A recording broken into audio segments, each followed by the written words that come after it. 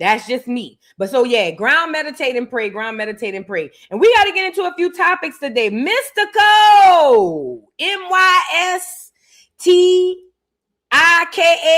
Y'all remember Mystikal from New Orleans? He used to rap fast and all of that, like Twista and all of them. Y'all remember that? I remember Twista used to hold it down in Chicago. Then they used to go on the album.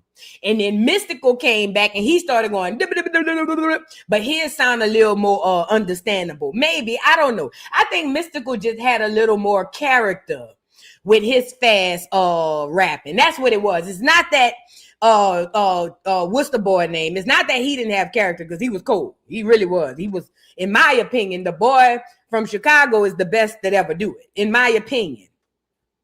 But Mystikal was a little bit more charismatic. You know what I'm saying? With the lyrics and things of that nature. Yeah, Bone Thugs and Harmony was also another group that rap like that. But anyway, Mystikal had a whole career ahead of him. The next thing you know, some girl said that he RAP'd her, he raped her. And then he been in and out of prison ever since. Now, this is the craziest part. We're going to get into what happened with that, because he had been going back and forth, plea deals, this, that, and the third. He had said that he wanted to let go of the of certain things, but then it was too late. They ended up giving him 20 years anyway. Man, Louisiana do not play. But we're going to get into that. We also got to get into MRA in the food. I know y'all saw the thumbnail. We're going to talk about MRA vaccines and how they're pumping them into the foods. And guess where the foods are at? In the grocery stores, where myself included and you go out to buy food. So we're going to get into that. We got to get into Floyd Mayweather wrote a bad check for $200,000 for a watch. You ain't got enough watches, bruh. We'll get into it. I hope they arrest your ass. Milagro Gramz. Milagro. Her and Megan the Hearse keep getting into it at the courthouse, because Megan the Hearse want Milagro Gramz to pay her the $75,000 judgment that she owe her. Now, Megan, I would say Megan don't need it, but she probably does. However, she knows that it's going to hurt, what's this girl named Milagro, more to pay her the $75K than anything. So she's going after Milagro for the $75K. Girl, pay the girl. We'll get into that. This Sissy Madison, TS. This Sissy Madison came out and still trying to blame black women for DL men, or women, period, for DL men. And I am so over the gaslighting. I am so over these men in wigs coming to the internet, trying to make their problem a projection onto us. I am so over it, as if women play a major role in men wanting to stick their thing or get something stuck in their own booties. And we the problem. We the reason why that happens. We'll get into it. I'm sick of that man too. See this Sissy Madison? See that TS? I am so tired of him. Yes, him. I'm so tired of that nigga. His thing this big. Every time I think about it, I'm going to tell y'all. You see what I'm saying? And every time you turn around, he tucks that thing between his large ass, and he comes on the internet to tell us it's our fault that men is sneaking with trans women and gay men. I'm not having it. I'm sick of that punk too. We gonna get into it. So we got that and a few other things. Yeah, Shlong this big. Oh yes. That nigga thing, girl, longer than this water bottle. Do you hear me? Yeah. I need y'all to see it how I saw it. That thing longer than this water bottle. Do you see what I'm saying? So a man with a schlong this big shouldn't be on here saying nothing. Not about women. You see what I'm saying? But we'll get into it. Y'all come on in. Get the likes up on the video. Shout out to everybody in the building. Yeah. What a waste. Who you telling? Well, it's really not a waste, because if y'all ever watched his videos, he use it all the time. Oh, yes. Oh, yes. TS uses that schlong, baby. Oh, yes. Baby. You know, I went down the rabbit. Please, I wanted to see. I wanted to see what everybody was talking about.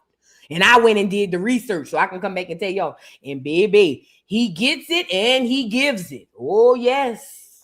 I done seen one video with a nigga about as strong as an ox, bent over. Yeah, fuck my head up. You feel what I'm saying? But anyways, I'm just saying it don't go to waste. He used that bitch. He used that hoe. He used it. I ain't gonna lie. He be using it. And them niggas be, yeah. But anyways, come on in, get the likes up on the video. We'll get into a few things. And shout out to everybody in the building. You know, I couldn't stop thinking about Charleston White yesterday. And not because I care about Charleston White. It's just for me, knowing what I know about him and what he did to that boy Carmelo Anthony, it just does not sit right with me. It just doesn't. And it bothers me. And I found myself looking on YouTube for content to see what the people are saying. And shout out to the people in the content space, because I think the mass majority of us have come to the same consensus, like, yeah, he got to go. Because the lack of careless or the lack of care or the lack of regard for this boy. And I went back and tried to finish a little bit more of Terrence Gangster Williams' interview, but it's so hard to listen to BS. And I saw him on there just rationalizing with this thing, saying, oh, well, he'll be home when he's still young.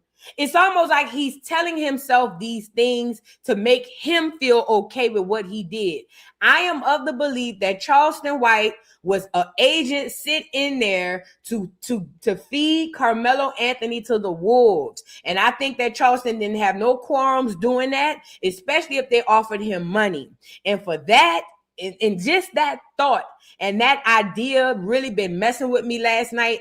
And I'm not even going to lie. I never thought I'd be on the side of the people waiting for something to happen to Charleston. And I'm not necessarily waiting for something to happen to Charleston, but I will say I did say a prayer and say, Most High, whatever it is that show up, pop him where he showed out at. We need to see whatever his punishment is, because it is coming. Whatever Charleston's punishment is, that punishment gonna be in front of everybody to see. They're gonna probably use those same people that he over there running behind, Aiden Ross and them crackers and all. They're gonna use those same people to hang that nigga at the cross. And I don't want to hear not one Black American person open their mouth. Let them do with him what they choose. That's their boy. They've been raising him since he was a little bitty boy. Remember, Charleston White was in the juvenile detention facility since he was a little bitty boy. So all he know as parents is them crackers. I know he get on here and say he grew up in a nice neighborhood. Charleston didn't grow up in no nice neighborhood. He grew up in the juvenile detention center. The mass majority of his childhood was spent locked up. Charleston, I swear I started thinking about it last night, and I said, I see what he's doing. He's taking some truth and turned it into fact.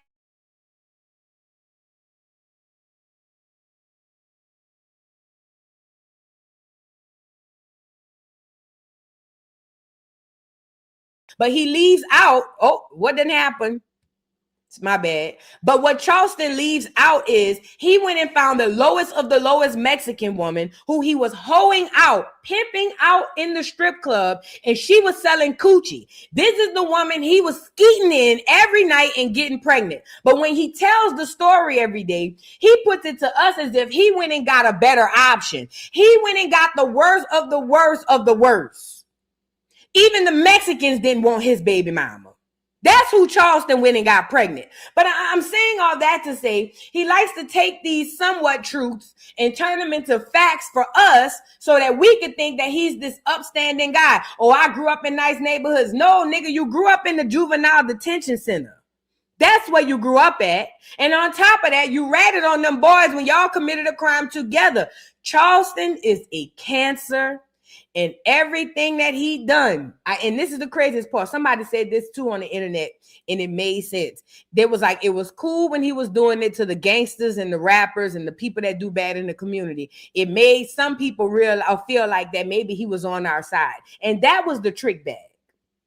Because as long as Charleston was beefing with these rappers and all the drill rappers who was killing or getting people killed and all that stuff, I was here for it. But it wasn't until he moved from that into the innocent realm of the Carmelo Anthony. And I'm saying innocent in the sense of this boy ain't on that type of stuff. You know what I'm saying? And you done got in close with this young man. Young man, he's a boy because he's 17, 18, 19. That's a boy.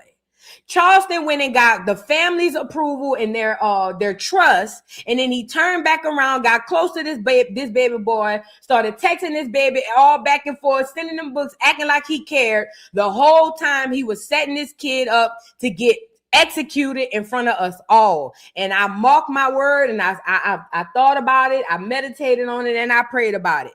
God is gonna punish Charleston White in front of all of us. We will get to see it. And it's going to be harsh, real harsh. And I don't want nobody in Black America to open your mouth. Shut up. I don't care if race is involved. I don't care if it's 100% wrong and Charleston is 1,000,000,000% right. When it happens, I need everybody to do their commentary and we gonna move on, because this is what you do when you're dealing with treasonous people.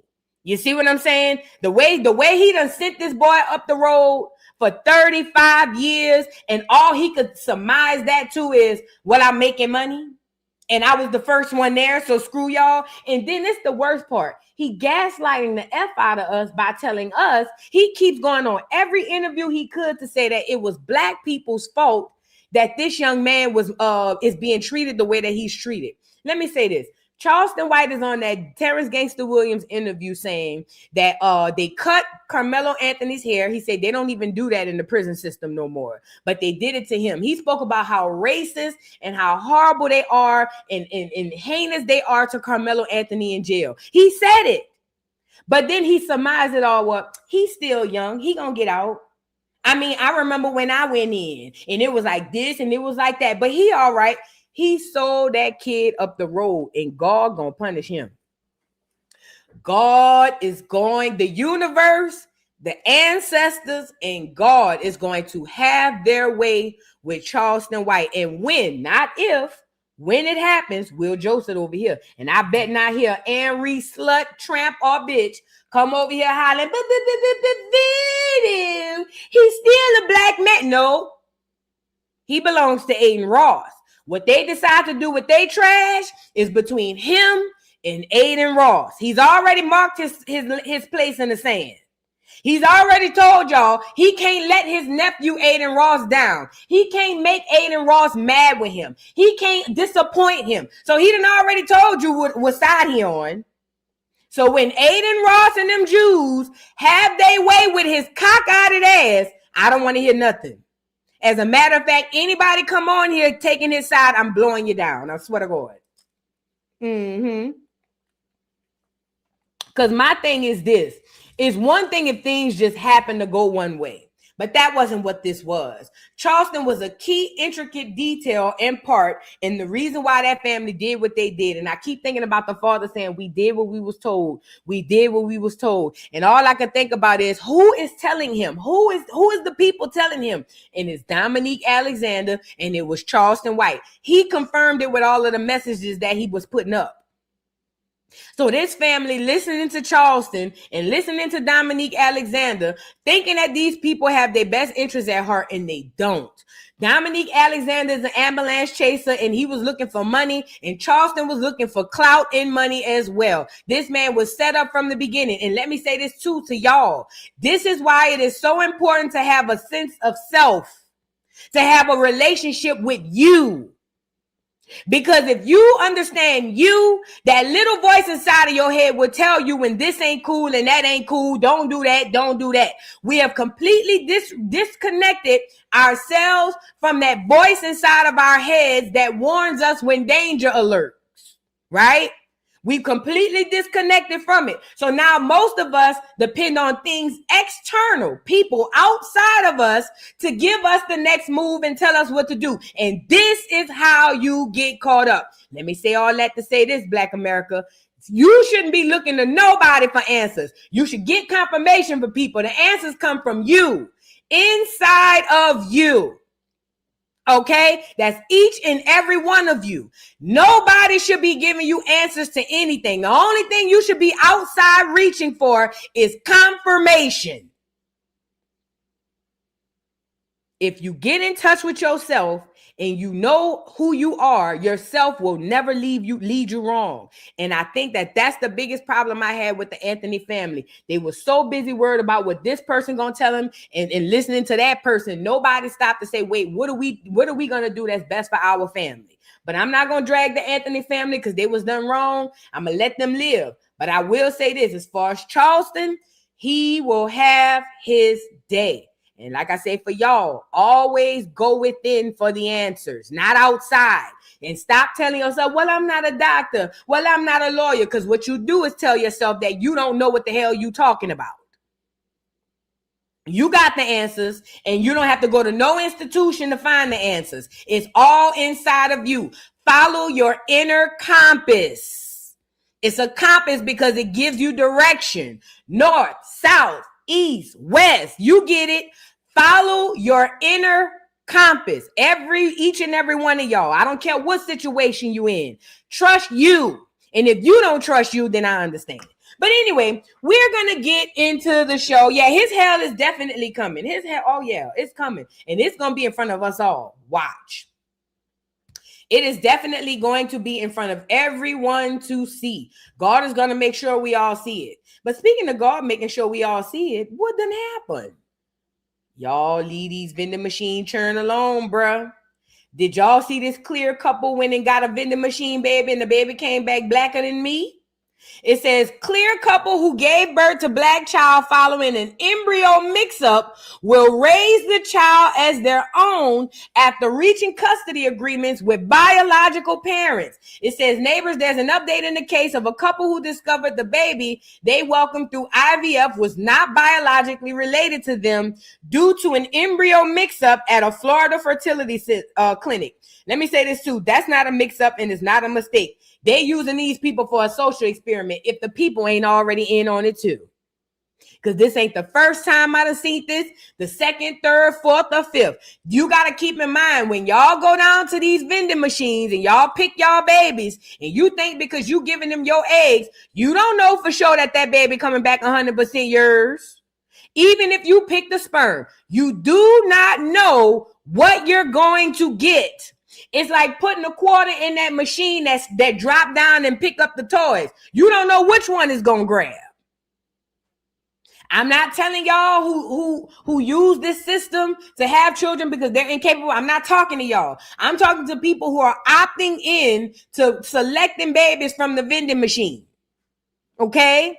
These people are doing this on purpose. This is not by mistake. This is by design. Okay, it goes on to say, according to reports, Tiffany Score and Stephen Mills reached a custody agreement with their daughter Shay's biological parents.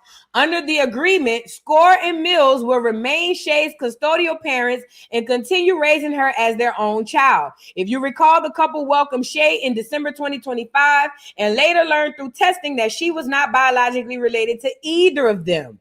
That's crazy. They subsequently filed a lawsuit against the non-closed fertility center of Orlando, alleging that an embryo belonging to another family was not mistakenly, implanted during IVF process. The biological parents will remain anonymous due to privacy concerns, but both families reportedly plan to maintain a positive relationship moving forward. The lawsuit against IVF Life Inc.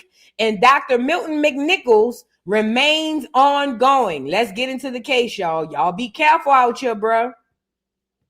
And Stephen Mills welcomed a baby daughter, Shay, who is not genetically related to them after an embryo mix-up at an Orlando fertility clinic. The couple said they felt a moral obligation to locate the baby's biological parents, and now court records say the grown-ups have reached a mutually devised custody agreement. Tiffany and Stephen will be Shay's custodial parents and raise Shay as their own.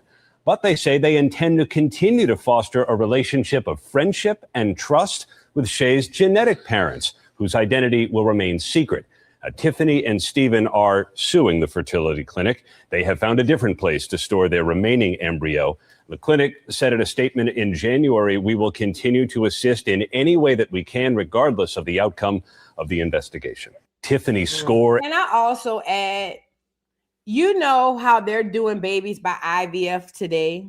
Y'all do know it's literally showing y'all how they created the Cabbage Patch Kids, right? The practices, that you see them doing today for IVF, that's the same or close to, very similar to the same process they use to make all of these Cabbage Patch Kids. All of these people y'all see walking around here that ain't real, that's the same process. Y'all do know that, right? The only difference is they're saying that it's going to be your sperm and your egg, but you have no way of knowing 100% if that is the case. So this is for the people who think that the Cabbage Patch Kids thing is a conspiracy theory. It can't be a conspiracy theory if they're literally making babies in labs in 2026. Okay. Now, on top of that, they found out the baby don't have none of their DNA. So you turn in your eggs, he turn in his sperm, and when it's time for you to get the baby, not only is the baby ain't for the daddy, it ain't yours neither. So now you done carried this baby for 9 months, however long it took for you to carry the baby. You done went through labor, you done gave birth, you done sung to this child in your belly, you done read it books, you and your clear husband done fed it wheat thins and all types of stuff. All for you to realize after you shit the baby out, it ain't yours. All the husbands. And all you get is a lawsuit. What if you were what if they used you as a test subject? And then talking about, oh, the parents don't want to be known for privacy. Bullshit. What if this whole story is cap? What if they just another couple bringing in Cabbage Patch Kids? Because I believe a lot of people are doing that. They telling you, oh yeah, this your baby. And some of y'all, they is using your egg with the fake sperm. Yeah. Because they want you to believe it's yours so the baby can look like you. Yeah. So they going to tell you, oh yeah, it's your baby. And they may use a little bit of your DNA to make sure this baby have your characteristics and or look like you. Which I ain't gonna lie. A lot of these in vitro babies, no shade. They different. They different. Come on now. They different now. And look at the doctor. Wait, a lot of those in vitro babies are different. But at the end of the day, the doctor looked like the baby daddy.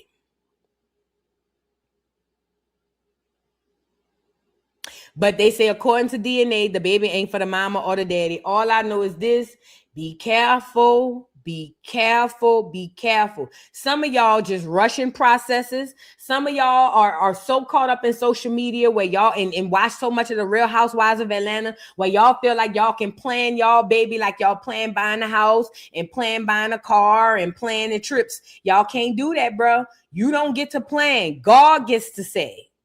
And when you go outside of him, that's when you run into a problem. And I don't want to hear nothing about voodoo. I'm a lesbian. How is I'm supposed to have kids? The same way all the lesbians had kids back in the day. Hello? The same way all the lesbians had kids back in the day. My grandma's sister been dagging for 60 plus years and she got 3 kids. I don't want to hear it. Oh, hello? I don't want to hear it. Go adopt your one. You see what I'm saying? The same way them old school daggers was busting them children out. They got them early. Then they went on with the rest of their life and they became daggers. Y'all got it. I'm just saying. Don't act like it's impossible. But voodoo, what are we going to do? Go talk to one of them old daggers. They'll tell you. And y'all, I'm not even being nasty, but I'm being real. You feel what I'm saying? I'm being real now. Because these daggers be acting like they don't take no dick, and I know they do. Hello? Girl, go ahead and take some for the fam. Go ahead on, take some for the fam, girl. This one gonna be the best one you ever took. Take some for the fam, girl. For the future. Shout out to the lesbians. I don't want to smoke with y'all, but I'm just saying, like, for real though. For real, y'all got to stop. Stop letting these people tell you can't have no children. Yes, you can. Like Barack Obama said. Yes, you can. Just go ahead. Just do it the old school way. My auntie had 3 children and a husband, and she been dagging for the last 60 years. Do you hear me? 3 children and a husband. Okay? So don't tell me you can't do it. Yes, you can. Oh, yes, you can. You can do it. Just get gone for 9 months and come back. That's what the rest of them do. That's what the rest of them do. Just go get gone for 9 months. Go get out the way and then come back. And then drop the baby off by somebody who want a child, girl, please. You see what I'm saying? Drop the baby off by your mama or something. By your sister who trying to keep that nigga. Drop the babies. Girl, do something. Now let's move on. For real, all the old school daggers got ex-husbands and baby daddies. Every single one of them. So I don't want the new girls to come out here talking crazy. You can do it. You can definitely do it. Hello? And not the way the brat do it. Not the way she did it. This hoe took dick for 30 years and waited to get with a bitch to have a girl. Not the way the brat did it. No, sir. It'd be one thing if the brat was a virgin. If the brat was a virgin and never took a piece of peen in her life, I would understand. But Brat was taking peen like 90 going west. And you wait until you become 50 to get with a dagger to get pregnant. Oh, yeah, you hustle backwards. She hustled backwards. I said what I said. She hustled backwards. By now, the child will be grown, girl.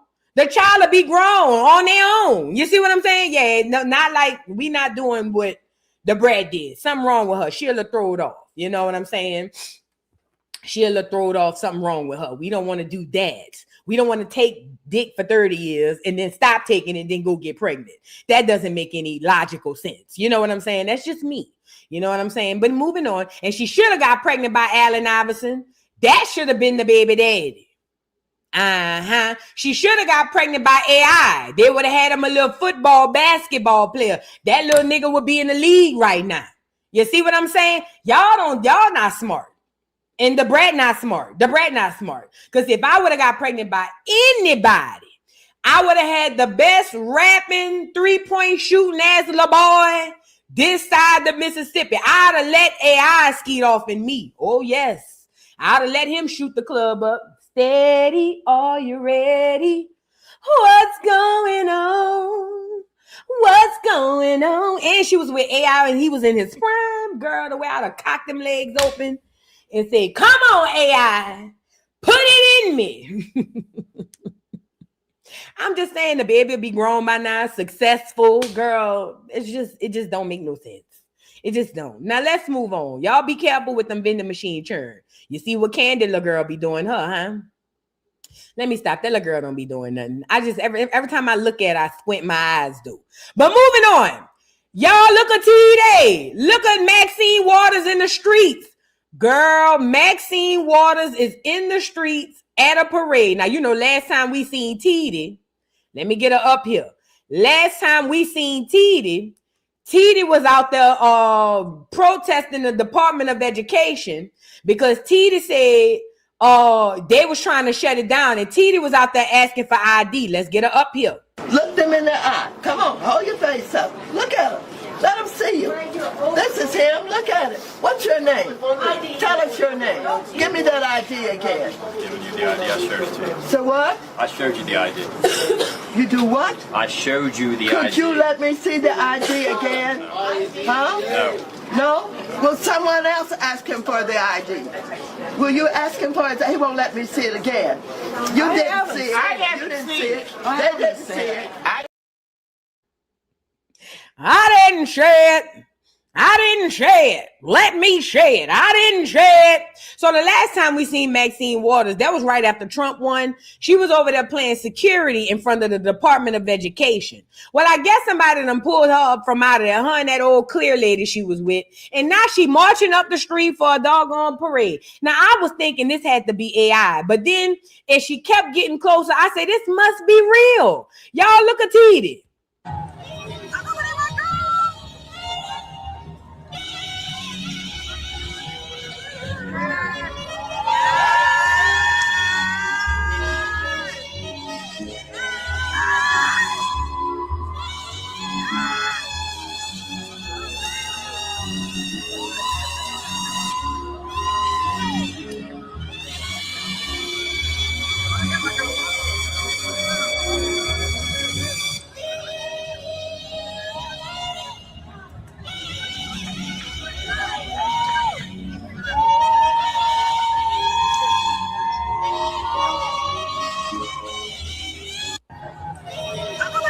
Now, it just dawned on me as I was watching this. First of all, Maxine looked like AI and she looked so bad. But she looked good, though, to say she 100 years old. Y'all know Maxine Waters about 120. You see what I'm saying? So for that, I'll say she looks good. But in general, she looks so bad. I mean, let's really be clear. But as I kept watching the video, I realized she's in a parade with the furries. Do y'all know that the furries are a part of the LGBTQIA plus community? But the furries are the clears that likes, allegedly, that likes animals and little kids. Did y'all know that? Did y'all know that?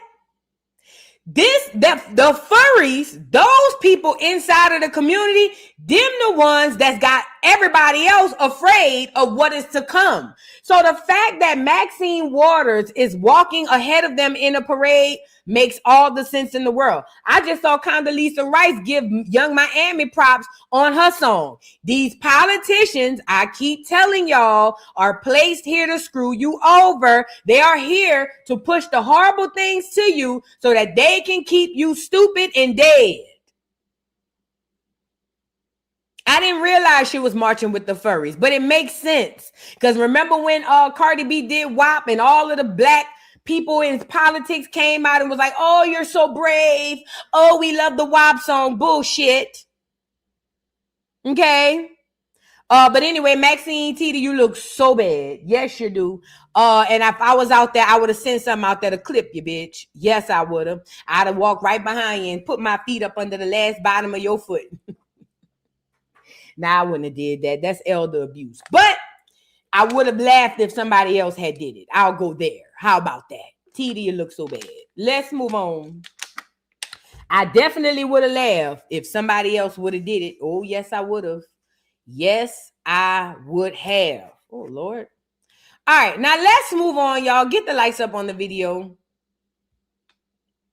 I want to move on to the next honorable mention. I think I got another one. Oh, yeah, no, well. Oh, did y'all hear about this lie? So apparently there was a lie going around that Streamer University had a shootout, and they saying that that's not true. They're saying that somebody posted old footage of of a shootout that happened somewhere else, and they tried to say that it was Streamer University, but that's not the case. Now, I went to Twitter to confirm that this was really happening, and Twitter didn't have it, so I knew it wasn't real. Because one thing I know about people with real news, not saying that Twitter is a reliable source, but I understand the algorithm over there, and I also understand when it's real news, Twitter gets it first. If not first, they're one of the first ones to give you explanations and breakdowns on it. So with that being said, when I went to Twitter and I didn't see it, I knew it was capped. And then I saw another video. Well, I think it was the girl Bree something, but she was saying how it was an old footage from somewhere else, saying that people are hating on Streamer University. I don't know how true that is. I do know there's tons of people that was in line for days upon days in Atlanta trying to get in Streamer University. Again, I still don't know exactly what it is, Streamer University, but ultimately they say don't fret. The people out there is doing fine. So if you or somebody you know was out there in line getting humped on to get on Streamer University, they are fine. Don't worry about them. They good. They say nobody was out there shooting. They say a few fights happened or whatever, But for the most part, they say nobody was out there shooting. Now let's move on. Mystikal. I'm sick and tired of telling you niggas I'm not the nigga to play with. They thinking that they can tell me whatever they want and I ain't gonna say shit. Whatever he said, how he used to say, me and this boy in high school, we memorized that verse. It was him, Drag On, and somebody else on that song. He go, cut it out. We had memorized that. We used to think Mystikal was cool. But anyway, Mystikal. Y'all heard about Mystikal? So Mystikal was a rapper on No Limit who was sacrificed by Master P, allegedly, and the rest of the No Limit Tank Dogs, okay? Now, he has been accused of rape. Apparently, some girl had came out years and scolds and blows ago and said that Mystikal raped him, but she wasn't the first one. It was another girl from what I heard before that too. So basically, he's had his run-ins with bitches coming out saying that he tried to rape him. Now, is it true or not? I don't know. I don't be on a tour bus. Don't ask me. I'm just telling y'all what they said, okay? So, he's had so many accusations of sexual assault, rape, and all these other allegations. And I think one of the earlier ones they let him out for. Then he got caught up again on another charge.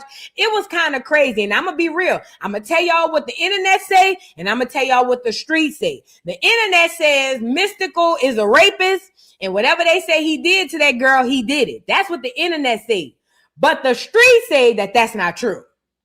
I'm not telling you it's real or not. I'm just telling y'all the difference in the people and they talking. The internet says that he's guilty, but the people, grassroots on the ground who know him and know the people involved said that he didn't do that and that Mystikal was set up.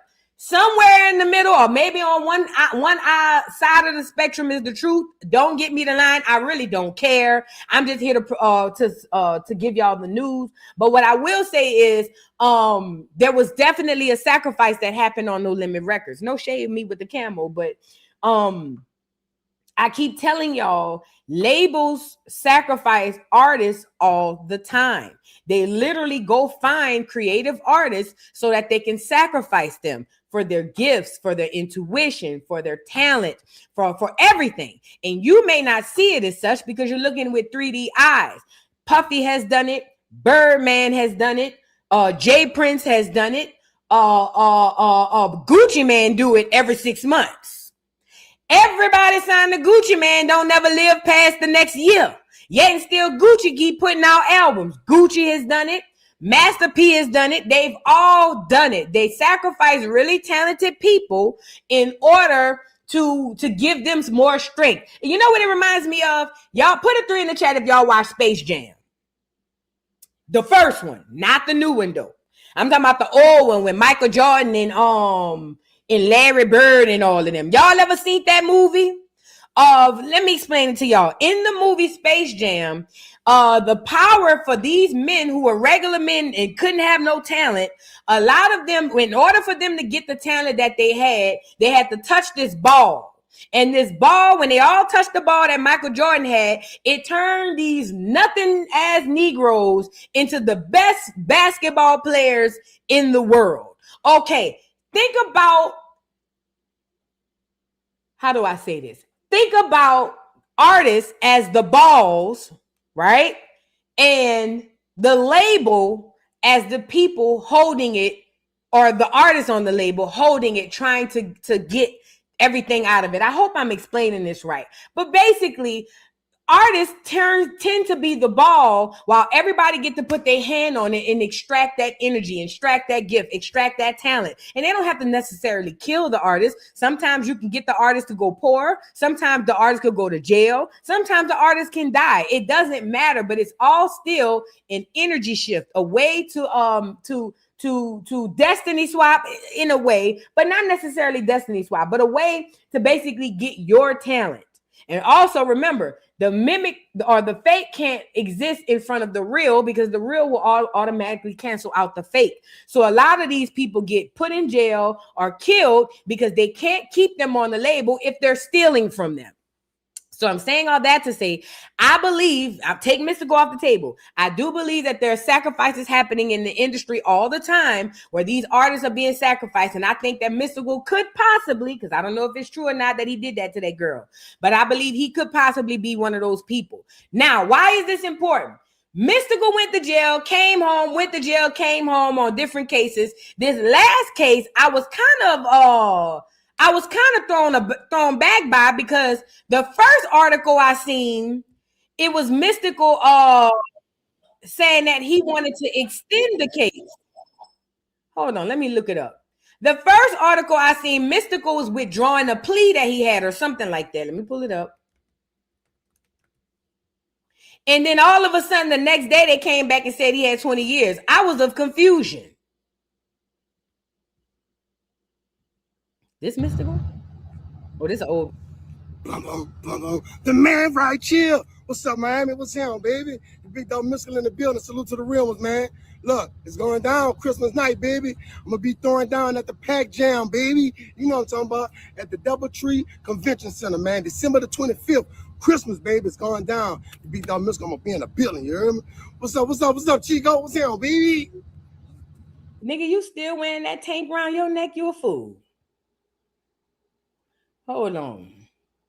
Let me get into him changing his plea. That's so Mystikal. What's happening with you in your life, man? I'm after the big bucks, no Miami's, goddamn it. You can't stand it. Make them feel the impact, and I ain't even in Miami. Go handle it with my man, them in the land. And then they pay me because they know I bring that kind of stuff. You feel it as I'm saying it. I'm like an NBA Soul Thumb or Pawn Shop Tech 9. I'm known for jamming. Smoke Mary. Me and style on top of bad vocabulary. I bust through and chew, move through distraction. Withstand hits and blows, don't lose no traction. I do a round off, flip flop back. Nobody come and clown it, then I'm going to get the cannon and get cocked back. Like a little boy, don't be no boy. First thing first, the rumors with. I don't even know what the hell that nigga said. But anyway, he pleaded guilty to a third-degree rape charge and faced up to 20 years. But I wanted to see about him pulling back the sentence. Hold on. I wanted to pull up the article. What were you thinking about during that process? God, that's why I kept my mind fixed on him. Kept my mind fixed on God. That's what got me through this.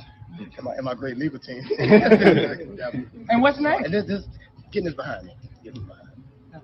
Did it inspire you off next project? I know the fans wait, man. There's a lot of material in there, trust me. There's a lot of material in there. And what would you like to tell, your fans that have held you down? Thank y'all for y'all confidence. Thank you for all the support and the love. Thank y'all. Is there anything else you'd like to say? I love y'all. I gotta go. I'm hungry. So I guess that was him when he bonded out. Anyway, like I said, I had saw an article saying that he was trying to change his plea, but then they came back and said he got 20 years. Let's get into it. It says, according to reports, Mystikal Michael Tyler pleaded guilty to a third-degree rape stemming from a 2022 incident. The plea deal reduced the original first-degree rape charge, which could have carried a life sentence. He now faces 20 years in prison with sentencing scheduled for June 2026. Now, that was 13 weeks ago. Now, if I bring y'all over here to his sentencing, it says Louisiana rapper Mystikal has been sentenced to 20 years in prison after pleading guilty in 2022 rape case stemming from an incident at his Prairieville home during Tuesday. And is that the home, Prairieville? Is that the home that Master P bought them? Ooh. During Tuesday's sentencing, the victim urged the judge to impose the maximum sentence, alleging that Mystikal, whose real name is Michael Tyler, punched, choked, and forcibly raped her. Tyler later told the court, "If I did that to you, I deserve the max sentence." It says Mystikal was originally charged with first-degree rape, which carried a potential life sentence, but pleaded guilty to an amended charge of third-degree rape as a part of a plea deal that capped his sentence at 20 years. A recent attempt to withdraw his guilty plea was denied. That's what it was.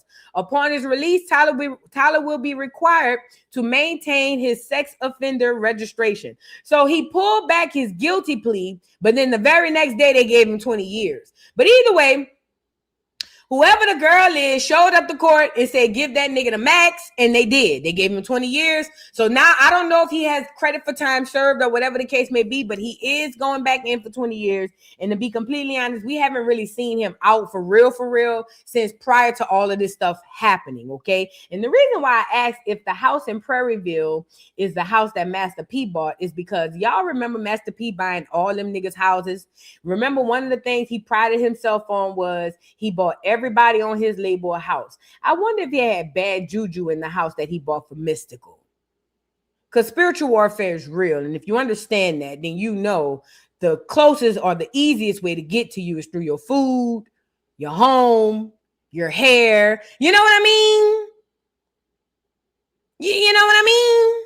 Oh, and speaking of Master P and them, I heard they said, hold on. I heard they say, let me get them up here. Tell me why they said not only for the show, they say not only is the show going on, but not only will Turk not be there, Wayne won't be there neither. Well, girl, what is we coming to see? What is we coming to see? I am of confusion. If Wayne not gonna be there, why is we here, Ike? Why is we here? We don't want to hear Jizzle say, bruh. Pap it. We don't want to hear that ugly ass shit. And plus, Jizzle ain't got but 3 songs anyway. We don't want to hear it. So who we supposed to be over here looking at? And I ain't even see this one. I'm so glad I wasn't going to the concert. Didn't I tell y'all I wasn't going? Did not tell y'all I wasn't going. Who we supposed to be here to see? Who is we supposed to be here to see? We damn sure don't want to see Birdman and what's that boy? The one who looked like a dagger. We don't want to see him and Manny Fresh rub their big bellies up and down the aisle. They ain't got but 3 songs off the Big Timers album, we remember. Who we supposed to be coming up here to see? And I just showed y'all Turk was in front of Lowe's performing. It's in me, my nigga, to be the thug that I be.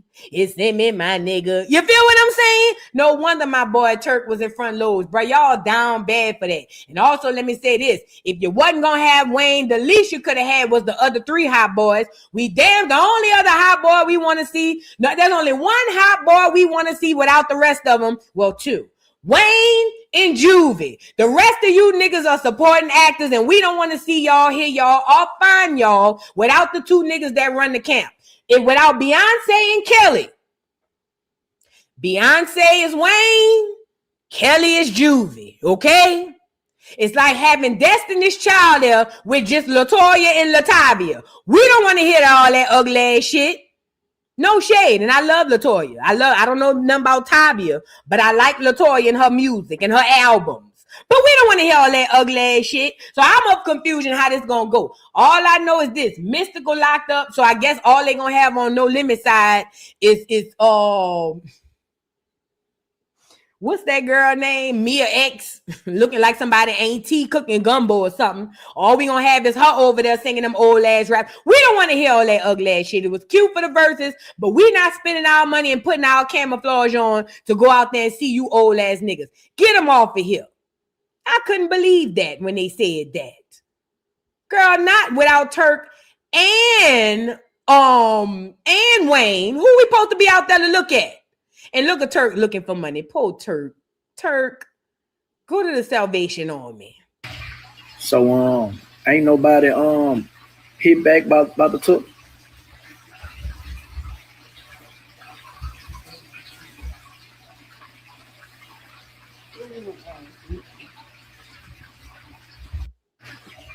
So ain't nobody hit back about the took. Y'all down bad for that, bro. Y'all down bad.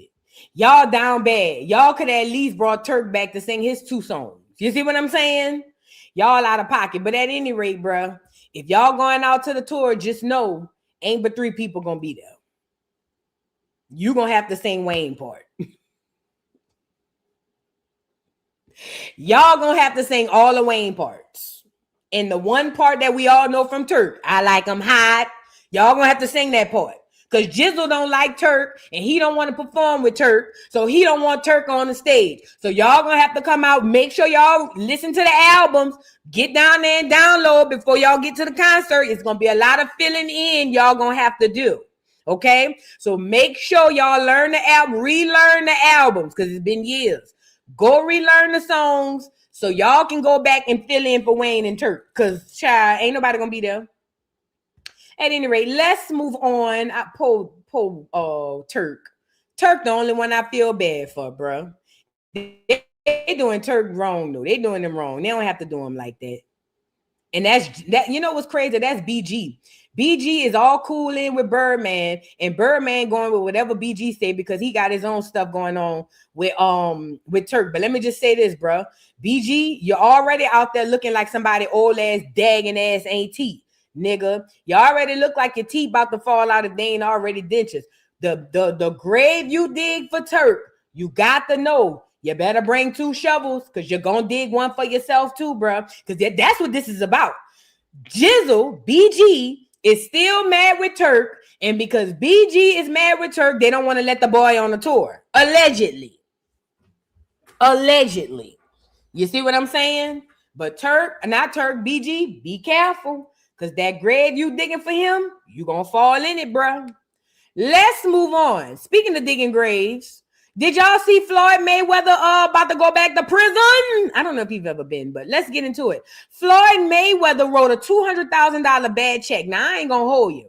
I remember the feds called me because they say my auntie wrote a bad check coming out of Chase years ago. And I told them people, I said, baby, I don't know where she at, baby. I don't talk to her. And them people threatened me down to the ground and said that if I'm lying, they're going to get me for perjury and all of that. And I said, you can never get me for perjury when I ain't spoke to the bitch. You see what I'm saying? So I'm saying all that to say, when my auntie wrote that bad check in Chase, they called me. How did y'all let him walk out writing a $200,000 bad check? I'm dead ass serious. How did they allow him to get out of the way with a $200,000 bad check? And I know my auntie ain't right for $200,000. She can't even spell 200,000. You see what I'm saying? So I know she ain't write no check for 200,000. She probably went and chased the cash a $20 check, and y'all was on her ass. How the hell did Floyd get away? Let's get into it. Lord, today, Floyd Mayweather is facing 2 felony charges of theft and intent to defraud after allegedly using a bad check to purchase a $200,000 watch in Las Vegas. Now, if y'all don't know, Floyd is going through a lot of money issues. Floyd is being sued by any and everybody. People saying that he owed them money. Them Jews done got tired of him and threw him away. And now he's been windmilling with his head down trying to sue anybody he can to recoup money that people saying he owed them. So Floyd Mayweather has been having a lot of money issues lately. So him writing this check tells me everything I need to know. And also, it's also giving, if you're writing a bad check for a watch, you got a problem. Y'all know what they call it when people steal out the store? Not a nympho. That's the people who like to screw. What they call the people who be kleptos. That's a real thing. Because why is you writing a check for a watch? You don't need no watch. He say he got watches all up and down the street. Lord, let's get into it. It says Floyd Mayweather is facing 2 felony charges alleging theft and intent to defraud by passing a bad check to purchase a $200,000 watch in Las Vegas, according to Nevada court records.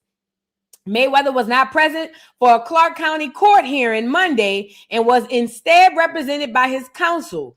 Mayweather's official charges are theft, value at $100,000 or greater, and draw or pass check with intent to defraud, value at $1,200 or greater. So he wrote the check for $1,200?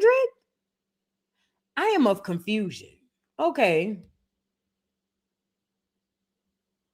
Floyd Mayweather money issues and losses in legal battles. Number 1, losses in legal settlements. He's got the IRS tax disputes, breach of contract cases, defamation and assault claims, and he's got ongoing legal fees. Now, these is $30 million plus. No, these is millions of dollars. Then his failed business ventures, real estate investment, 50 million plus. Nightclubs and bars, 20 million plus. Luxury cars and dealership, 15 million plus. Canceled events and promotions, 10 million plus. Bad decisions and final losses. High stakes gambling debt, 60 million plus. I said he got a problem. Poor cryptocurrency startup investments, 25 million plus. Extravagant lifestyle spending and management, 40 million plus. Total estimated losses, they saying, is over $300 million. Let me see.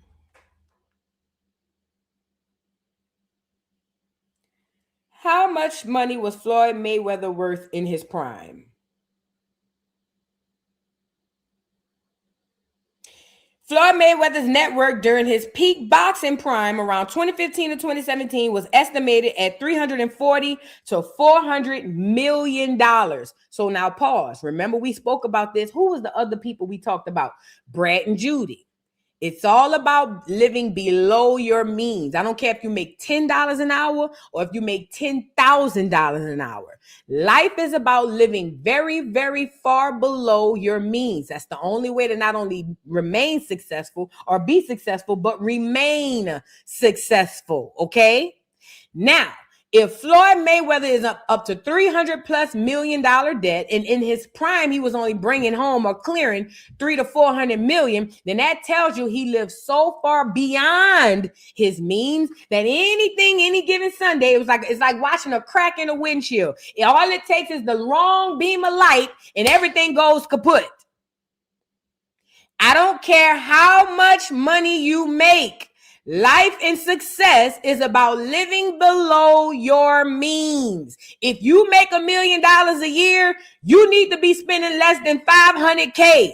That's how it works. You can't make $1 million a year or $100,000 a year and then spend half plus that before you even get to the end of the year. This is why so many Americans are stuck in that cycle of working and can't keep their head above water. It's because you live beyond your means. Car notes, all kinds of stuff, but that's neither here nor there. It seems like Floyd Mayweather's having that same issue, living beyond his means, and for him to be almost 300 plus or more than $300,000+ million, in debt tells me everything that I need to know. Things are not looking good for Floyd, and he's one of the Jews' good old boys. Y'all think I'm lying? Hold on, let me show y'all. We talked about it over here. We've discussed the good old boys. Round now, he's and this how you know it reminds me of Charleston. Hold on, it reminds me of Charleston.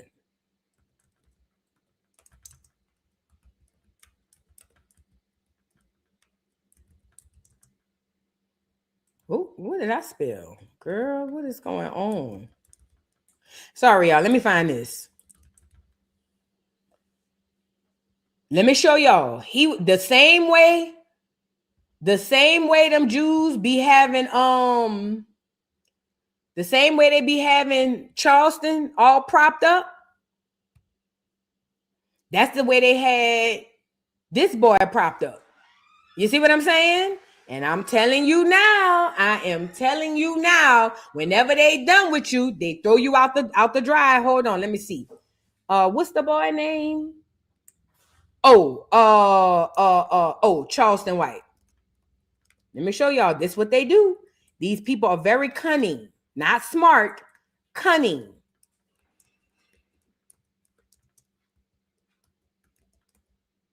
How you spell Aiden Ross? Oh, there you go. Look at how they be propping up Charleston and they be having him. Well, this one, they told him that they got to screw him in the butt. And he said he thought about it. But look. You're going to have to let me you.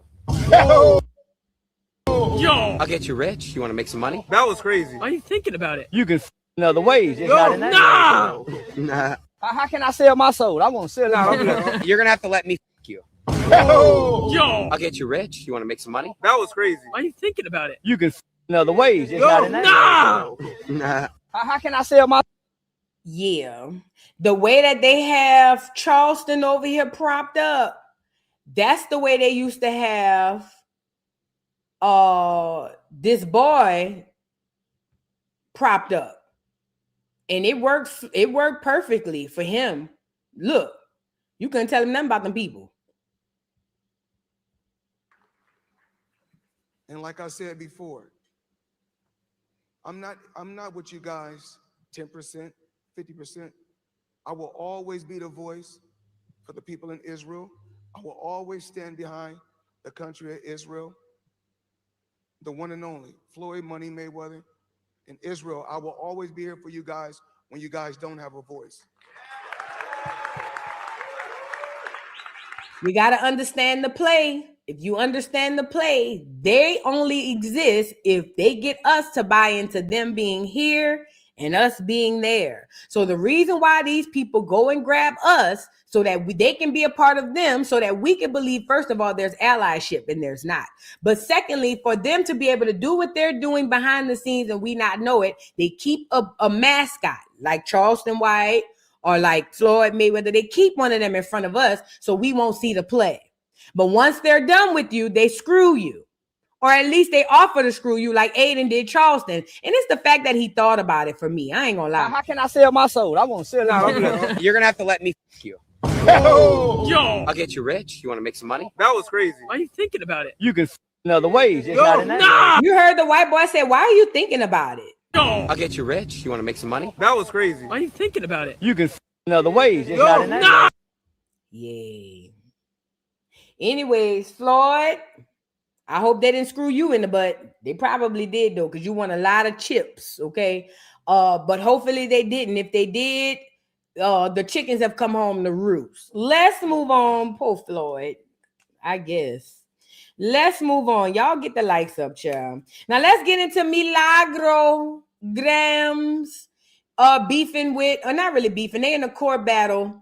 Milagro Gramz, the YouTuber and blogger, was in a court battle with Megan Thee Stallion. For y'all who don't know what's going on with this, so Milagro Gramz, a YouTuber, was doing her commentary on Megan Thee Stallion during the whole Megan versus Tory Lanez trial. I will admit Milagro was heavy on the Tory Lanez daddy side. Yes. She was real close with them, and it did look suspicious. However, Megan didn't like it and decided to sue Milagro and said that basically Tory Lanez and his family, or his father at least, was using her to attack him. Or attack her, I'm sorry. They were using, basically, let me back it up. They were saying that Milagro Gramz is using her platform to attack Megan for Tory Lanez and his family, which wasn't true. I don't believe it was true. I just believe Milagro didn't like Megan.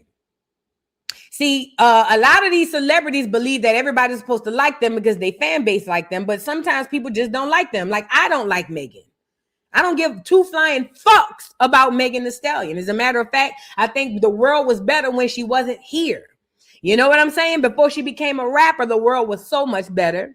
But people might think because I'm not on her side, then automatically I hate her, or automatically I'm on Tory's side. I don't give a damn about Tory neither, but I just don't like her. And I think that's what the case was with Milagro. Now, Megan didn't like that, so she took Milagro to court. Milagro goes to court, loses the conviction, or it loses the case as far as her something. I'll get into it. But she was, either way, she was told that she had to pay Megan $75,000 in damages, okay? Now, since then, Milagro has gone down there and asked them people for an extension and also to put a hold on payments until she figure out the extension. And Megan was saying, hell no, at least make me a good faith payment so I can know you're going to make some payments. So we're going to get into that. Y'all get the likes up on the video and shout out to everybody. It says Megan Thee Stallion wants judge to require Milagro Gramz to post bond before appealing a $75,000 judgment. Now, me using my deductive reasoning and context clues, I'm assuming post bond means make a good faith payment toward the money owed to Megan, because we know Milagro is not locked up in jail. So in order for them to say Megan's team wants her to post a bond, I think what they're saying is put something on it so we know you're going to pay us later. Now let's get into it. It says Megan Thee Stallion is making it clear she wants to secure the money she was awarded in her legal victory over Milagro Gramz. According to TMZ TV court documents, Milagro reportedly asked the courts to pause paying the $75,000 judgment while she appeals the decision, claiming she doesn't currently have the funds to cover it. But Megan pushed back and is asking the judge to deny the request unless Milagro posts a bond first.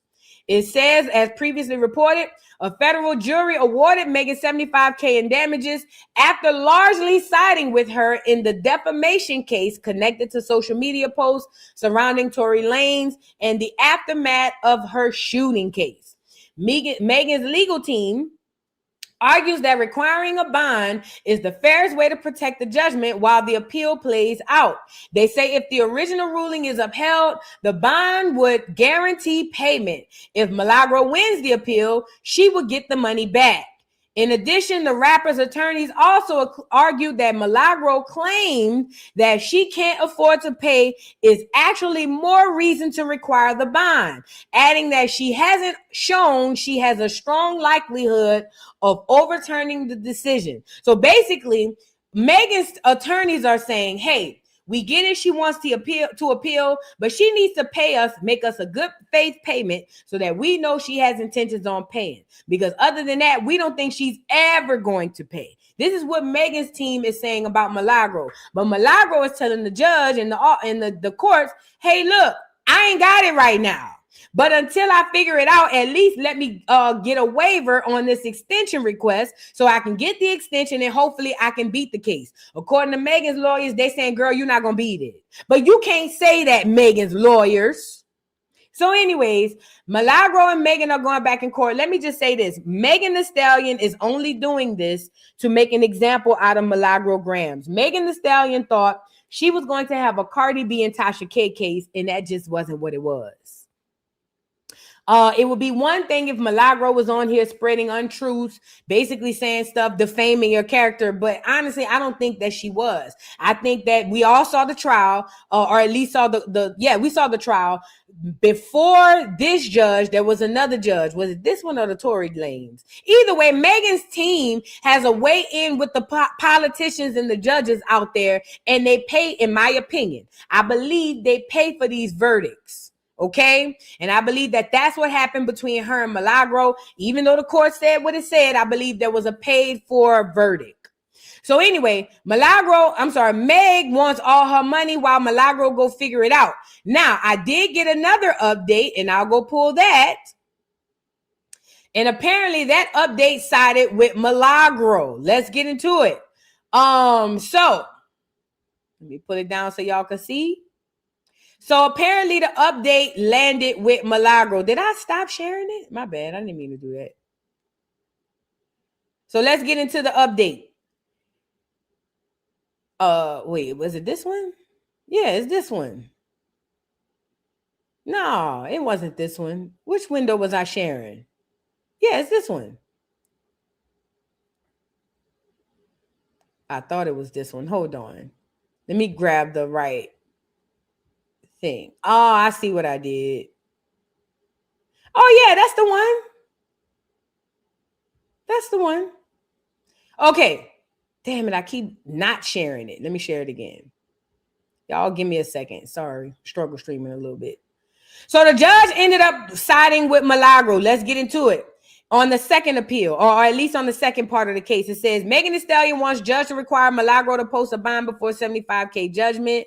Let me go back. It says Milagro Gramz cannot be held liable for defamation despite jury rendering verdict that sided with Megan. Okay, it goes on to say Milagro will pay $59,000 versus the $75,000 initially awarded by jury. Let me read this.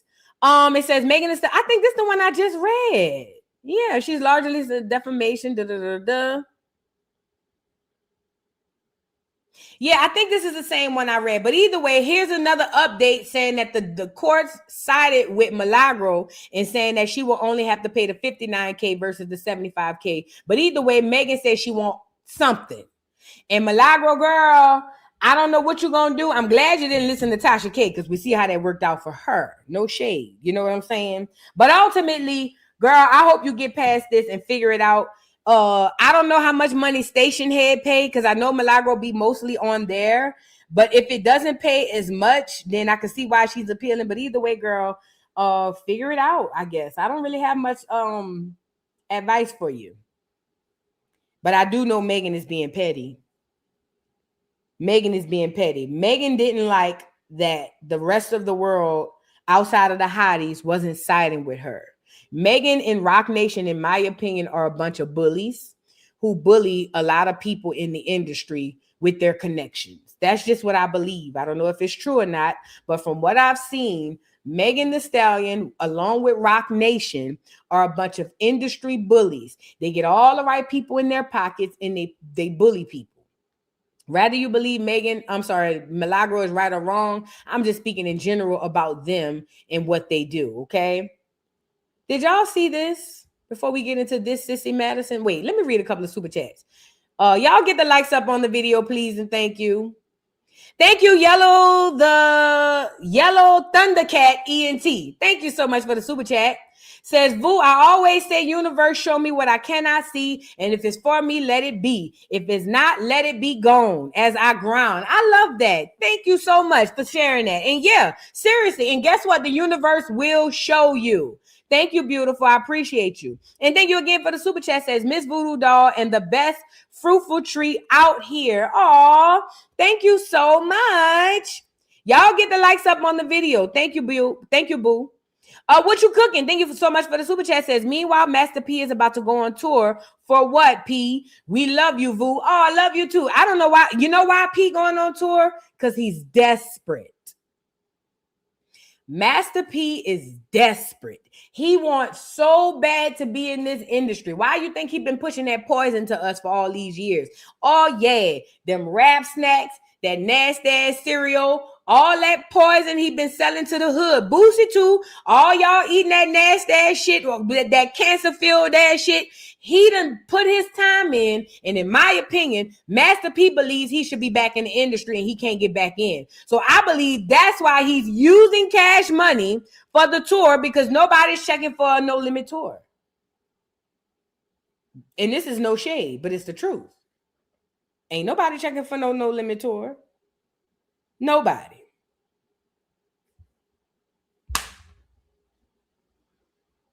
Nobody. The only time you care about seeing No Limit is when you see them with somebody else. But other than that, nobody is checking for a No Limit tour. So in order for him to be on tour, he's got to attach himself to the name, because everybody who we want to see ain't even going to be there. But he has to attach himself and that company to a bigger name. And that bigger name is Cash Money, because they the only group. If everybody show up, if Birdman, Wayne, Turk, BG, Juvie, and if everybody show up, Man and Fresh, that's the only group from New Orleans that could really go on tour and everybody gonna pull up. Nobody's pulling up for a No Limit concert. It's just not. You had to be there, and if you wasn't, Tough Titty said the kitty, but the milk was dry. You see what I'm saying? But No Limit, but Cash Money, they can get all them niggas, round them up together and do a tour right now, and the niggas gonna pull up. Now, you see what I'm saying? Now, I could be the bearer of bad news. Y'all can call me to say I'm the person putting out the bad tea, but it is what it is. As I wear all my camo. What are the odds we talking about both of these teams that wore camo and I got my camo on?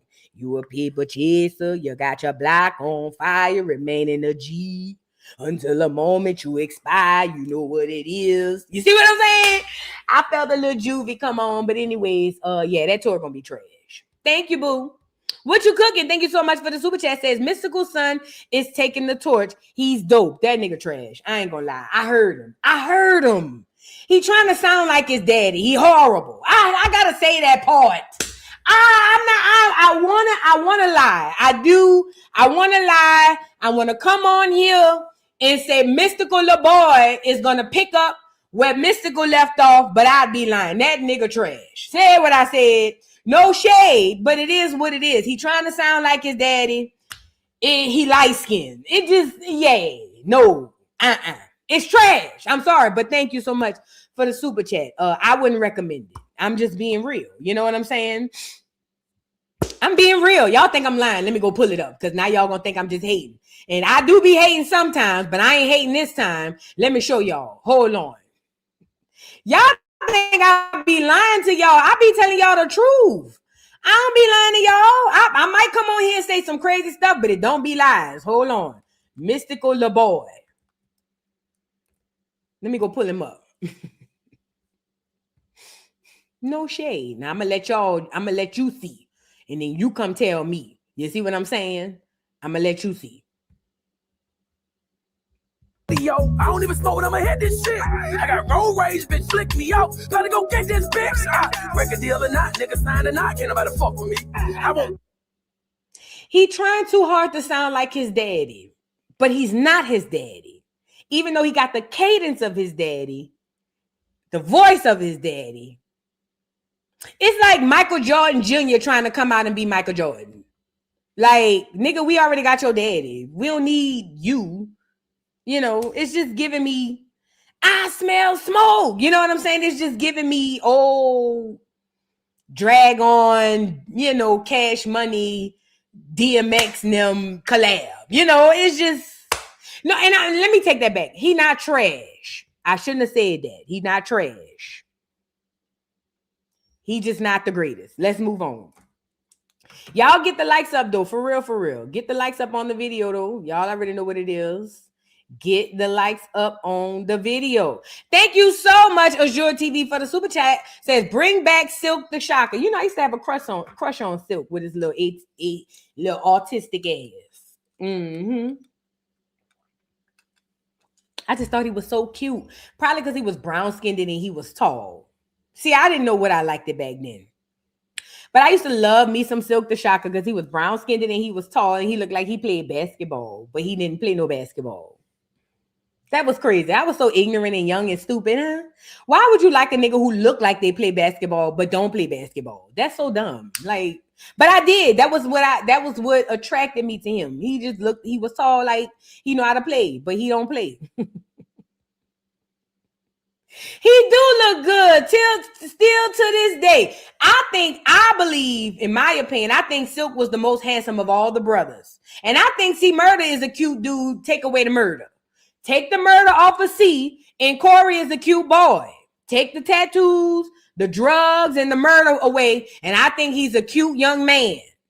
But I always thought Silk was the cutest one of all of them. I always did. I just, you know.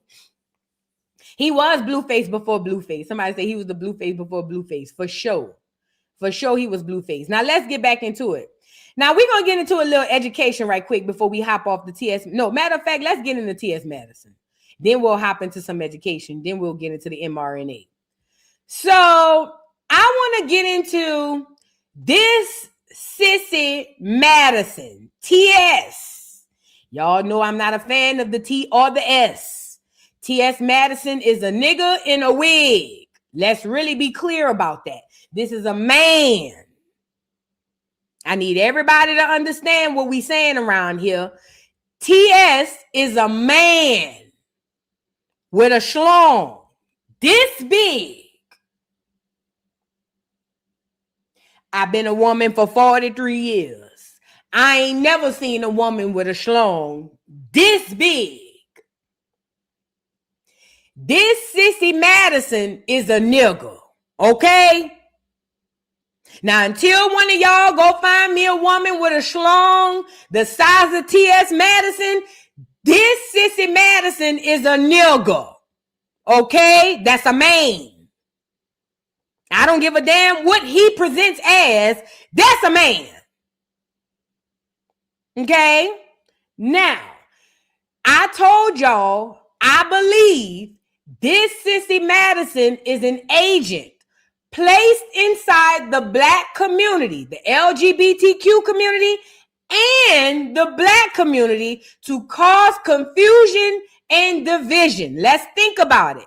This Sissy Madison was a poor, downtrodden TS making porn on porn sites, barely making ends meet, walking up and down the street trying to figure out life. And then all of a sudden they went from Vine to YouTube, and now all of a sudden houses and cars and things of that nature. Not because this Sissy Madison is talented, because he has no talent. He has zero talent. He can't sing.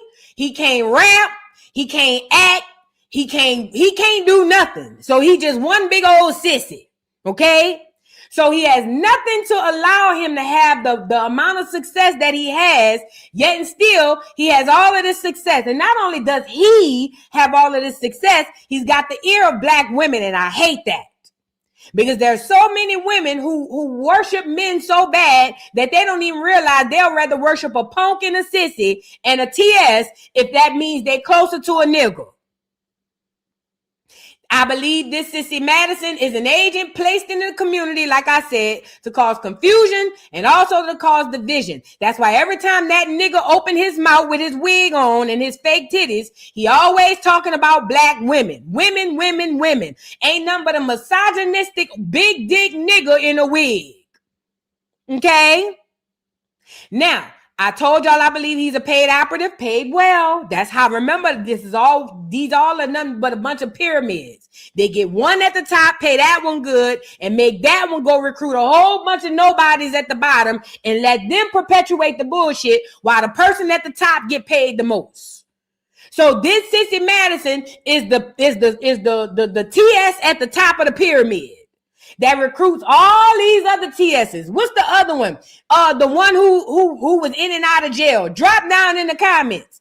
The one who just came out of jail, who TS left to dry, who they got the DL Whisperer locked up.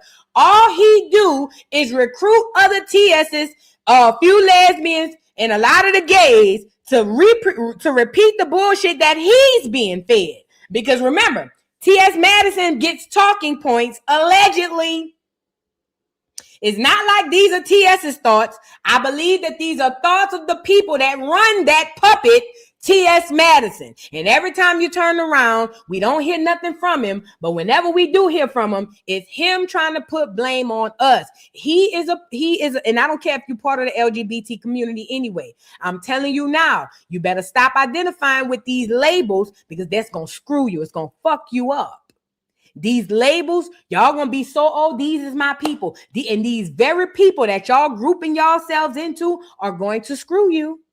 And TS Madison has this group with the T's inside the LGBTQ, and they literally act like they own the entire movement, and all they do is create confusion. And all those women, all those black women over there sucking out the dick in the ass of that Sissy Madison over there, you got to know when that ship sinks, your ass going with it. And a lot of y'all probably be wondering why shit in your life is all messed up. You don't even realize the energy you taking in and how it affects everything around you. But I digress. While we here, this paid agent and operative is back on the Jason Lee show that nobody watches. And he's over there saying that women are the reason or should take accountability for DL men. Now, I need y'all to help me out. Get me up here. Get me up here. In order to be a DL man, first of all, let's break down what a DL man is. A DL man is a down low man. That's a man who presents to the world as if he's heterosexual, but behind the scenes and behind closed doors, he likes to sleep with men. Trans women, men. Males, people who was born with dick and balls. That's a DL man, okay? He's a gay man who ain't ready to come out the closet, in my opinion. Now, that man goes and have intercourse with other men, not women. Women aren't encouraging these DL men to do this. Women aren't pushing them to do this. As a matter of fact, 99 times out of 10, the women don't even know that they're doing it.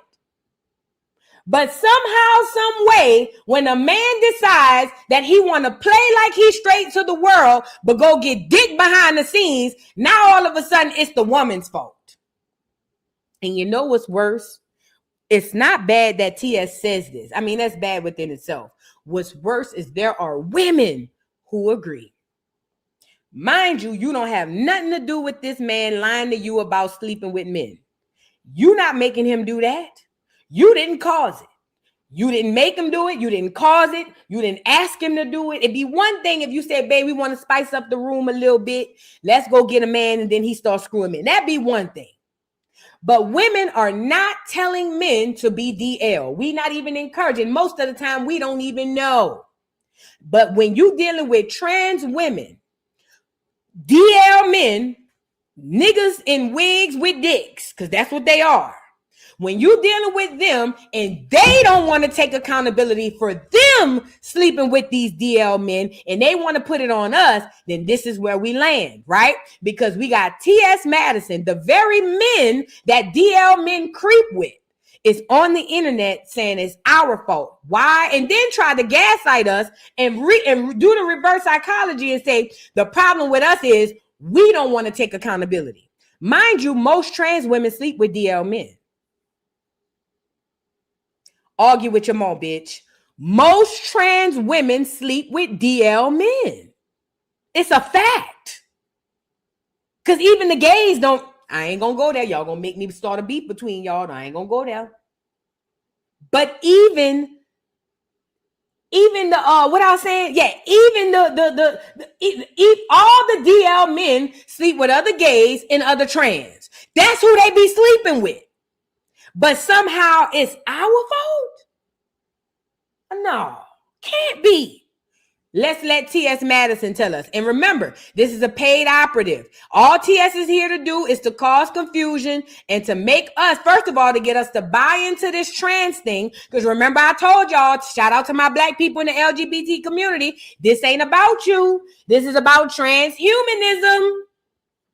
If you be okay with trans women and trans men, then when they bring these transhumans in, you're going to be like, okay, that's what this is all about. And they're using trans women and their real issues to push this shit. And they use people like T.S. Madison. That's why y'all ever thought about it. There's always when you think about in our neighborhoods and in our communities, there's always one or two people at the top who perpetuate the bullshit. T.S. is that person. And she's always, or he is always at the middle of the bullshit between women and men, or women in the LGBT community. And this is the worst part. He likes to start the shit and then put it on us as if it's us. It's gaslighting for me, but I'm not listening to no nigga with no dick this big and titties. Let's get into it. It says T.S. Madison has something to say about that one conversation with Nene Leakes. She gets real about dating, identity, and calls on black women to take accountability for their role in the DL. Let's get into it, y'all. You can't make this up. And like I said, I feel bad for the women that's over there because they can't see it. But when they drag your ass down too, I'll be laughing at you too. Let's get into it. The Nene Leakes interview, when that conversation went viral, what were people saying? She said, well, do you only know gay men? And I was like, no, I don't date gay men. Because gay men don't date me. You know, she said, well, what is he, if he dates you, is he straight? I was like, he identifies as straight. Like the men that date me identify as straight. Didn't you say he's straight? I said that that's what they identify as. Right. But then she said, well, if he's this and that, I said, well, he might be bi or he might be pansexual. Like there's or curious. Okay, Nene, I understand it from the perspective. Does it make it right what you're saying? Maybe not. But I understand you saying, well, I don't want to be with no man that's been with you. Because even I have had those views as a trans woman that when men like me and other men, I'm like, hold on. We have to create an atmosphere where both parties can have a conversation, where both parties can be honest with one another. And I do feel like when a man says, I'm attracted to T.S. Madison, to a woman, or to a man, you're this, you're that. Black women need to take accountability for the role. Okay, when I say the role, that means the role that they play in the DL. But but that's what I was just saying. Correct. Yeah. But they don't want to hear that because they heard the word black woman and accountability. Oh my God. They ate you up. You start saying black woman and accountability. They ate you up. Oh, it's time to fight. Black woman, accountability. Why? What the f do I need to be accountable? You are a man, and a man. Stay in a man's place. You are staying a man, and that's the problem. Men, be honest with your women. Immediately. Be honest with what you like. Yes. Women, create a safe space for your man to tell you the truth, so you have the choice on how you participate, and don't blame all of us actors in the movie. Well, he's right when he says actors. First of all, what does creating a safe space for a man to be honest? What do you mean? Be okay with him coming to me saying that he lied to me all this time and he really like booty too? That's what you mean? That's the creating the safe space. So I'm supposed to be in a relationship with a man who lied to me and told me that he's heterosexual. But I'm supposed to create a safe space for whenever he decides he want to tell me, then I'm supposed to be like, okay, it's okay. Black women, do y'all notice she didn't just say women, she said black women. Number one, he wants an issue with us, number one. And then number two, how in the fuck can women have anything to do with a man making his choice to go sleep with the same sex? And T.S. Madison is not a woman. That is a man with fake titties and a wig. Okay? But you got Jason Lee, another paid puppet, over here with this Sissy Madison, the biggest paid puppet, and they over here trying to make their issue ours. Women are nowhere in the room when men go sleep with punks or trans women. We're not even there. We don't even know it's happening. How in the fuck could it be our problem? And then the reverse psychology. Oh, they just don't like accountability. I know you talking. I beg your sissiest pardon, nigga. Accountability would be the fact that you sleeping with these men and creating a space for them to lie to the women. That's the accountability. If you cared enough about you wouldn't be nobody's side piece or nobody's under the table asshole. But you're not. Most of these people, not all, most of these trans women have zero self-esteem. They get what they can get. I don't give a damn how good they look. They have nobody who loves them. Cherry the Boom. All these other TSs all online every day coming up here screaming and hollering at black women because nobody in the world loves them. And because you don't love you accept the man come and dump on you because that's what he's doing. Getting his rocks off and dump on you. And because you refuse to hold that man accountable and yourself, you want to flip the TS narrative and say it's a us problem? I refuse to allow this nigga to do it. I refuse to allow this punk to do it.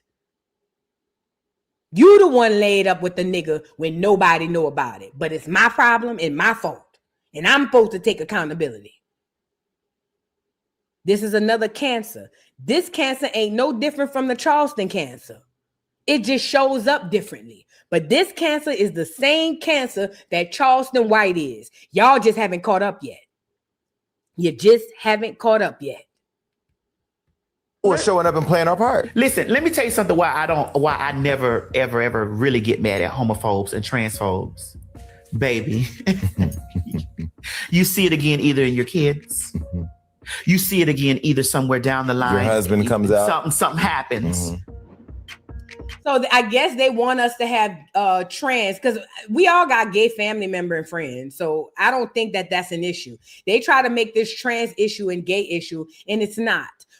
Everybody got gay family and friends. Oh, well, no, we don't have a problem with that. None of us have a problem with that. You keep saying it's going to show up with our husband as if our husband going to go Caitlyn Jenner on us or some shit. I don't understand. I really don't understand. And we just hate on them. Mind you, they trying to be us, but we hating on them. Mind you, they got to get up every day and shave because that after 5 shadow comes out. So every day they got to get up and shave their face, tuck their dick in their balls in their butthole every day to play a woman. But we supposed to be jealous of them.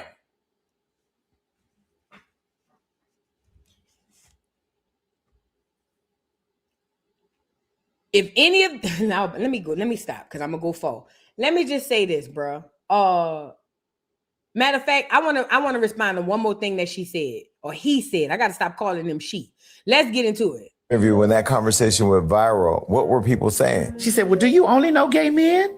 And I was like, "No, I don't date gay men because gay men don't date me." Let's be clear. What they are doing, remember I told you guys words are powerful. Y'all don't understand the power of words. They are extremely powerful. And what the system has learned is that if you take a word and replace it with something else, it completely takes the sting off of it and it completely changes the meaning. Okay? We see it all the time. That's why we online saying unalive instead of killed.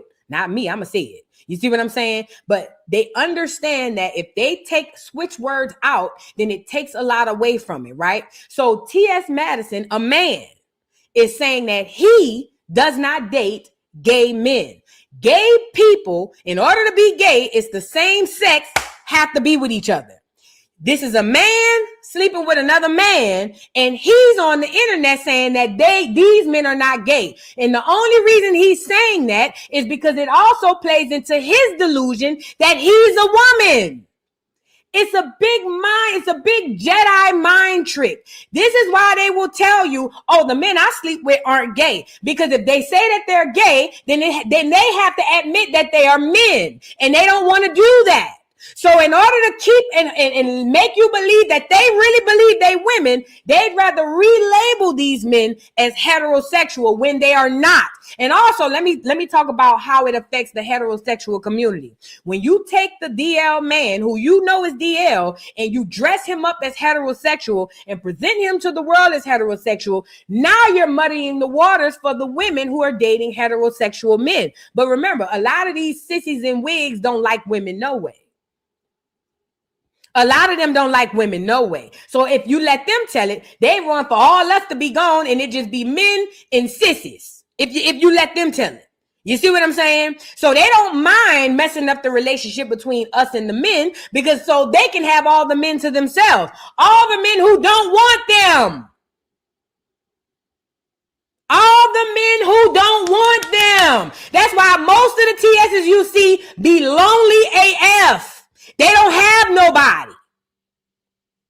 Self-esteem under the ground.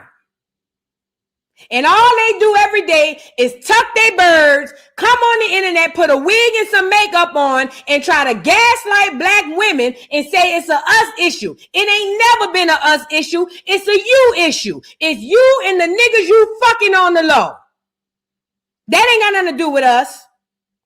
But again, if you change the term to say that they're not gay or DL and say that they're heterosexual, it does much more than make her act like she or make him think he's a woman. It muddies the water for us. It screws us over.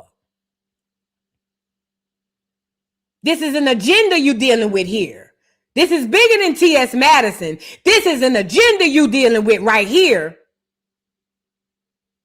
This is the gay agenda we speak about. You know, she said, well, what is he, if he dates you, is he straight? I was like, he identifies as straight. Like the men that date me identify as straight. But didn't you say he's straight? And see that identify? That's a whole other monkey that y'all ain't ready to talk about because that word I identify allows people to muddy the waters like crazy. And remember, only the people in the trans community. I ain't even gonna say the LGBTQ community because I don't see the lesbians going through this. I don't see the gays going through this. I don't see the queers going through this. I don't see the bisexuals going through this. It's only the T's. It's only the fucking T's. The ones with the most confusion. I said that that's what they identify as. Right. But then she said, well, if he's this and that, I said, well, he might be bi or he might be pansexual. Like, there's or curious. Okay, Nene, I understand it from the perspective. Does it make it right what you're saying? Maybe not. But I understand you saying, well, I don't want to be with no man that's been with you. Mm-hmm. Because even I have had those views as a trans woman that when men like me and other men, I'm like, hold on. Pause. So he can dress like a woman every day and feel a way when a man likes him and other gay men, but we not supposed to feel a way when we know a man like me and a trans woman? That's what we doing? So you can feel okay with feeling a way about men liking you with other gay men. But as a woman, we not supposed to feel a way about a man wanting to sleep with me and then also want to stick his thing in your asshole. Come on, man. Come on, man. Get this nigga here. See this nigga here? Yeah. This nigga here. This another one, the mind's gonna be in front of everybody. Watch. Oh yeah, God gonna whoop ass where you motherfuckers show out at. This another one. The mind's gonna be in front of everybody. Watch. Watch. We have to create an atmosphere where both parties can have a conversation, where both parties can be honest with one another. And I do feel like when a man says, I'm attracted to a woman, Madison, to a woman, or to a man, oh, you're this, you're that. Black. You saw how she hurry up and try to a woman. That's psychology. That's psychology. Cause he want y'all to look at him and think that he's a woman when he's not. Women need to take accountability for the role. Okay, when I say the role, that means the role that they play in the DL. But pause. Mind you, she's talking about trans women dating DL men. He's talking about trans women dating DL men. But then he gonna flip around and say, not women, black women. Well, I be damned. We the only ones got a problem with men who fuck trans women and then try to come screw us? It's only us? It's only us. We the only group of women who got a problem with that. I can almost put my neck on the chopping board and bet you that if you go to any community of women, they all have a problem with that. White, black, Asian, it don't matter.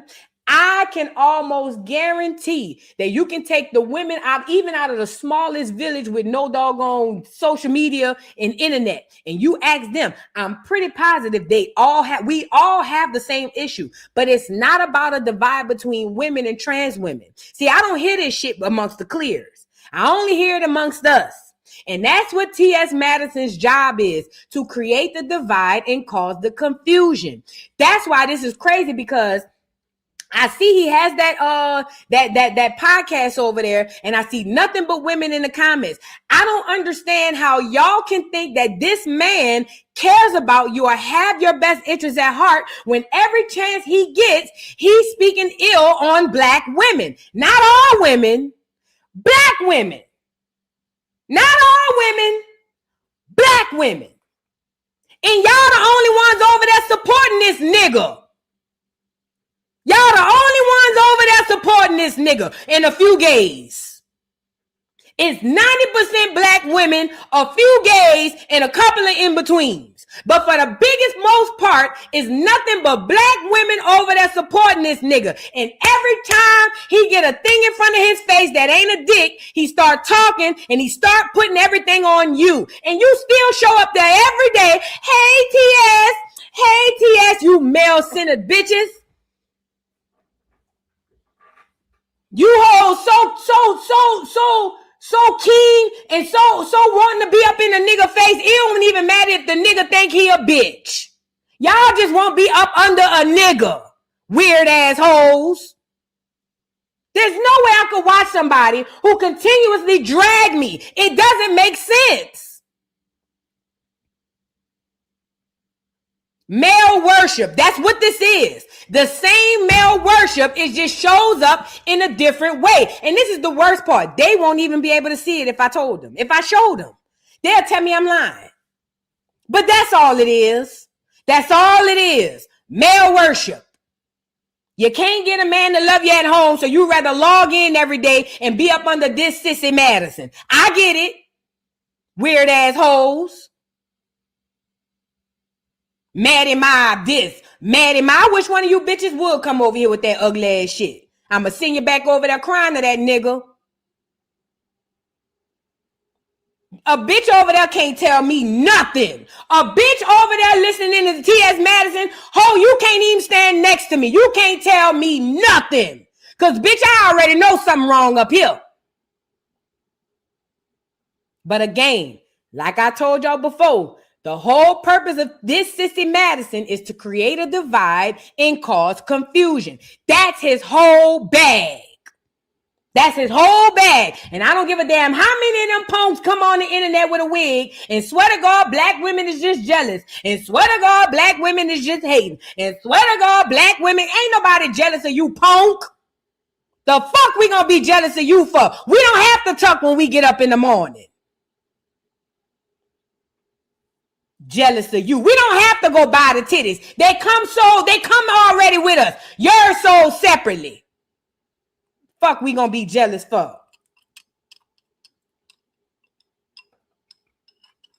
And let me say this to black women as well. Come up out of that contour and them raglass wigs. Because y'all talking like them, y'all acting like them, and y'all competing with them. That's why they sitting up there acting like they look better than you. Because y'all wearing the same shit.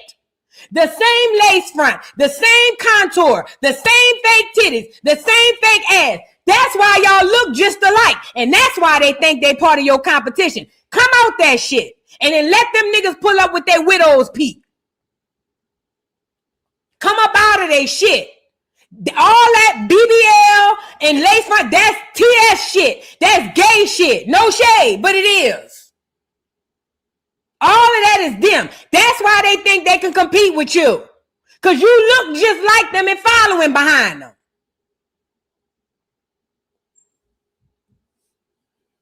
Girl. Anyway, let me see what else he gonna say. Wait, but that's what I was just saying. Correct. Yeah. But they don't want to hear that because they heard the word black woman and accountability. Oh my God. They ate you up. You start saying black woman and accountability. They ate you up. Oh, it's time to fight.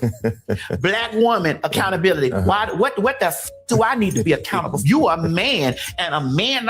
Stay in a man's place. You are staying a. And you know what's crazy? Jason Lee didn't ask, well, what are women accountable for? What role do women play in DL men? How does a woman cause a man to be DL? How does a woman play into a man being DL? How does a woman contribute to a man even thinking that he wants to be DL?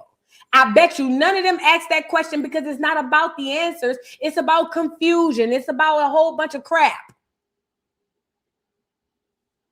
A man, and that's the problem. Men, be honest with your women. Immediately. Be honest with what you like. Yes. Women, create a safe space for your man to tell you the truth so you have the choice on how you participate, and don't blame all of us actors in the movie who are showing up and playing our part. Listen, let me tell you something why I never, ever really get mad at homophobes and transphobes. Baby, you see it again either in your kids. You see it again either somewhere down the line. Your husband comes out. Something happens. Child look. With the Nene. Like I said, every time you see TS, if you think I'm lying, every time you see TS, it's always going to be some crap dividing women. That's all this is about. These are the people who claim they like women. They never say they love women. TS that claims that he likes women, right? But he claims that he loves men. But every time you turn around, TS is putting a wrench between us and somebody else. I don't know how y'all follow this nigga. I don't know how y'all follow this man. I don't. I really don't understand it. But to each his own. I'm saying all that to say this. We don't owe DL men shit. We don't owe gay men shit. And we don't owe straight men shit. Only thing a man owes a man is a man. Everything that a man chooses to do is on that man and the other man he chooses to do it with. It ain't got nothing to do with no woman. And any weak ass nigga that'll get up on here and say, she made me gay, you a lie, punk. You been gay. You're being gay. Women don't play no part in no man choosing to sleep with other men on the low. We don't make it happen. We don't encourage it. We don't ask about it. We don't even know it's happening. So no, there's no accountability that women, especially black women, will take for you punks. Not gonna do it. Not gonna do it. And I said it. Yay, that part. I said it. Now let the sissies twirl on that. Let's move on. Let the sissies twirl on that. I said what the fuck I said. How we gonna take accountability because y'all won't go screw on it. Man, watch out. Let's move on. Get the likes up on the video, please and thank you. And you know what's crazy? I saw the DL Whisperer ain't getting out. And you know what's crazy? I don't know everything going on with that case, but you got to know that the reason why the DL Whisperer is going through everything that he's going through is because I believe to be T.S. Madison. They done paid them people out there in that small town to screw that boy over, I believe. And I believe that's why he been going through hell and high water ever since. This is also why I believe y'all shouldn't be stupid enough to trick yourself up out your spot. Don't go around their house. They already got provisions and laws and all kinds of shit set up to make you look like you want to unalive the whole crew. Stop doing that stupid ass shit. Because they the reason I believe that boy going through what he going through. I believe that. I believe that they down there dropping quarters and calling the right people to make sure the DL Whisperer never gets a fair trial and never get a fair shake at this. I believe that. Yeah, he took the bait. He should have never did it. I would have never went around that nigga house. For what? For what? For why? I would have never went around that nigga house. Never. You couldn't pay me to go around there. Anyways, let's move on. Now, y'all get the likes up on the video. Let's get into a little education right quick. Y'all remember the Native American, the $5 footlongs. These were people who were placed in place to replace us. So they got the Native American. First of all, y'all know the Native American is the Siberian. These are the people who allegedly crossed the Bering Strait. They never crossed no Bering Strait. I believe they was made in labs too. But I did not hear nor there. Either they was made in labs or they was concocted with a whole bunch of mixing. Either way, they ain't nothing but a bunch of Mexicans and Pacific Islanders mixed up. Set in New Orleans, set in America to make us believe that they are the indigenous population. They are not. They are Johnny-come-latelys, and they are also representation of us because we, Black America, are the real, true indigenous people of this here land, not them. Now, this is what the enemy did. They took to media, to TV, and they would play these commercials and these movies where they'd always portray the Native American to be these Mongolian Siberians, right? And because of that, whenever you hear Native American, indigenous, or anything, the first thing comes to your mind is them.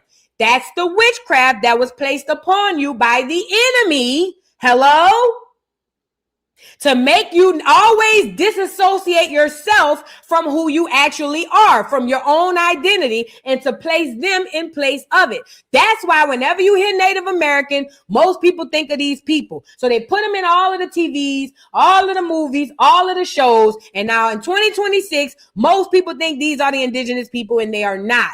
Now, why is this important? Because everything done in the dark shall come into light. All lies will be exposed. These people who we thought were the Native Americans are being kicked off reservations. They're being kicked out of tribes and all kinds of stuff because they can't prove that they are the people that they say that they are, because they are not.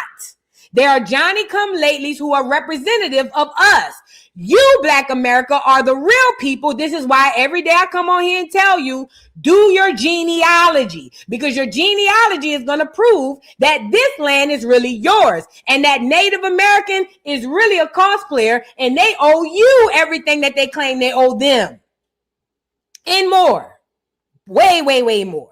But anyway, they took these characters and made them into what they are, and now these lies are being exposed. And this young lady found this white lady who cosplayed as a Native American for years.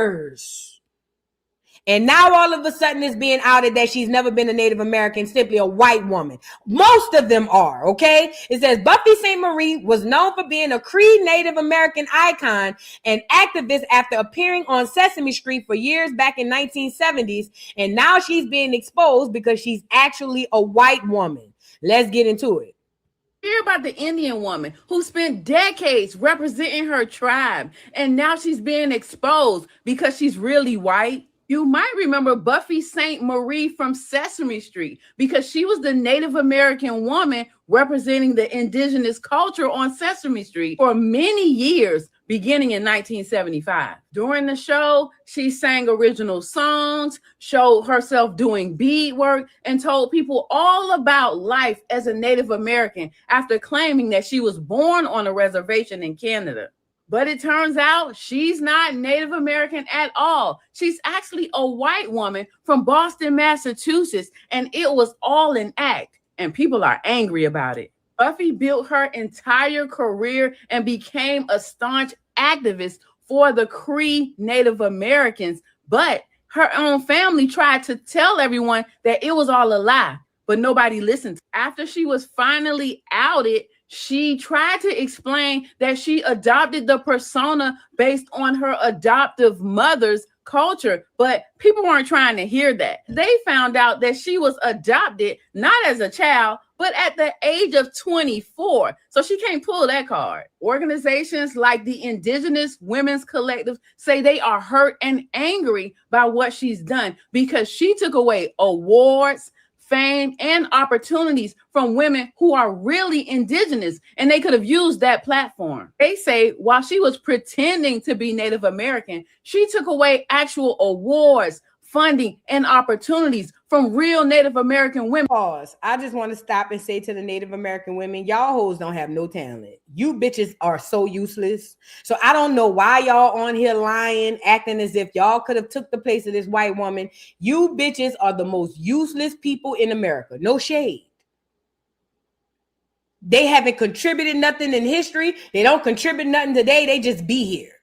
So whatever Native American women who was also a $5 foot long, who was behind the scenes dragging for this woman, go lay down.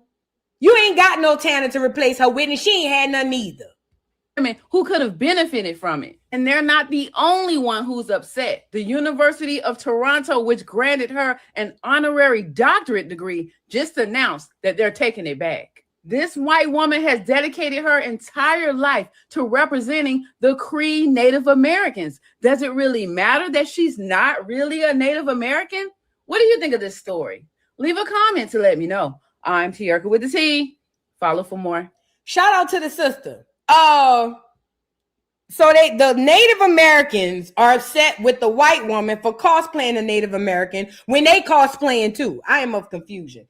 Girl, listen, the reason why they put this lady in film the way that they did, had her on Sesame Street, was for indoctrination purposes. Are y'all following me? The reason why this lady won all these awards and was on all these shows and did all of this stuff in Hollywood is for indoctrination purposes only. They want you to believe, because if you keep seeing it over and over, your subconscious is going to say that it's true. Not your conscious, your subconscious. So if you keep seeing it over and over and over and over again, your brain is going to tell yourself, hey, that must be facts. It must be truth. And because of that, you now associate them with indigenous people, and they are not. You are the only indigenous people here, Black America. You are the only indigenous people here. But remember, I told you they put these people in place by design. Remember, I told you also, they don't do anything for today. Everything that they do today is for way 100 years later. So when they put her in the industry in the 60s or the 70s or whatever it wasn't for then, it's for now. So then when we go back and say, well, who are the Native American people? We'll reference this, her. Not only her, the Native American man that used to be on the commercial that say stop littering. That's another paid actor, another white man. They put a little bit darkness on their skin. They give her a little bit more features that make her look like she might be a little mixed or something just to have these people cosplay. But I'm telling you now, none of these people are the real people. Not the Native Americans who complaining and not her neither. They're all Johnny come lately and they're all paid actors.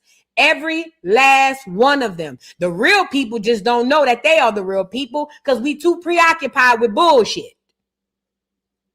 And let me show y'all this.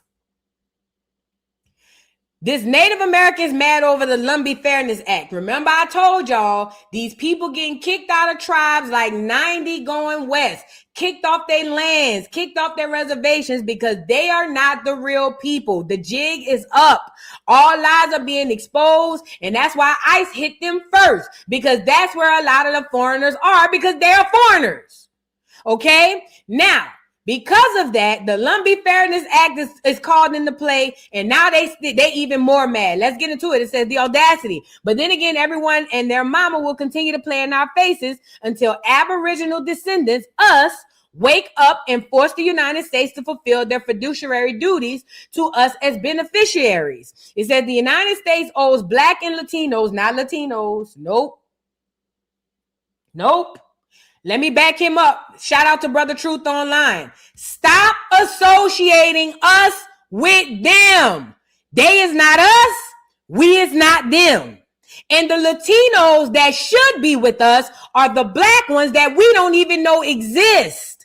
Stop that stupid ass shit. Stop that shit, bruh. Stop saying Black and Latino. Ain't nothing Black in Latino. Stop saying that shit.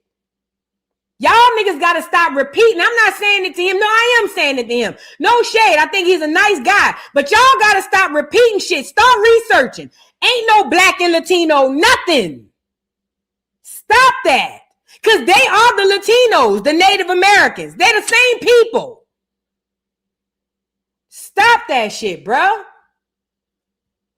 It goes on to say the United States owes Blacks, I'm leaving out Latinos, nothing. But as American Indians, they owe us everything. We literally ceded our land to them during the war for protection in the 1800s.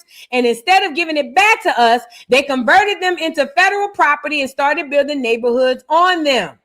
It goes on to say, that is the breach they owe us. That is the breach. They owe us for that as American Indians, but we will continually be rejected. If we don't play by the contractual rules our own ancestors set, it says, let it be known that we do not have to be federally recognized to reap benefits owed to us. Comment heritage below. Okay, basically, I told y'all, do the genealogy. Let's get into it. Afternoon at the Cherokee Indian Reservation, approaching citizens, asking their thoughts on the Lumbee decision. Everyone we approached said they disagree with it. Some people even jokingly pretending not to know who the Lumbee are. Now, the consensus is people think that the Lumbee Fairness Act is a little unfair.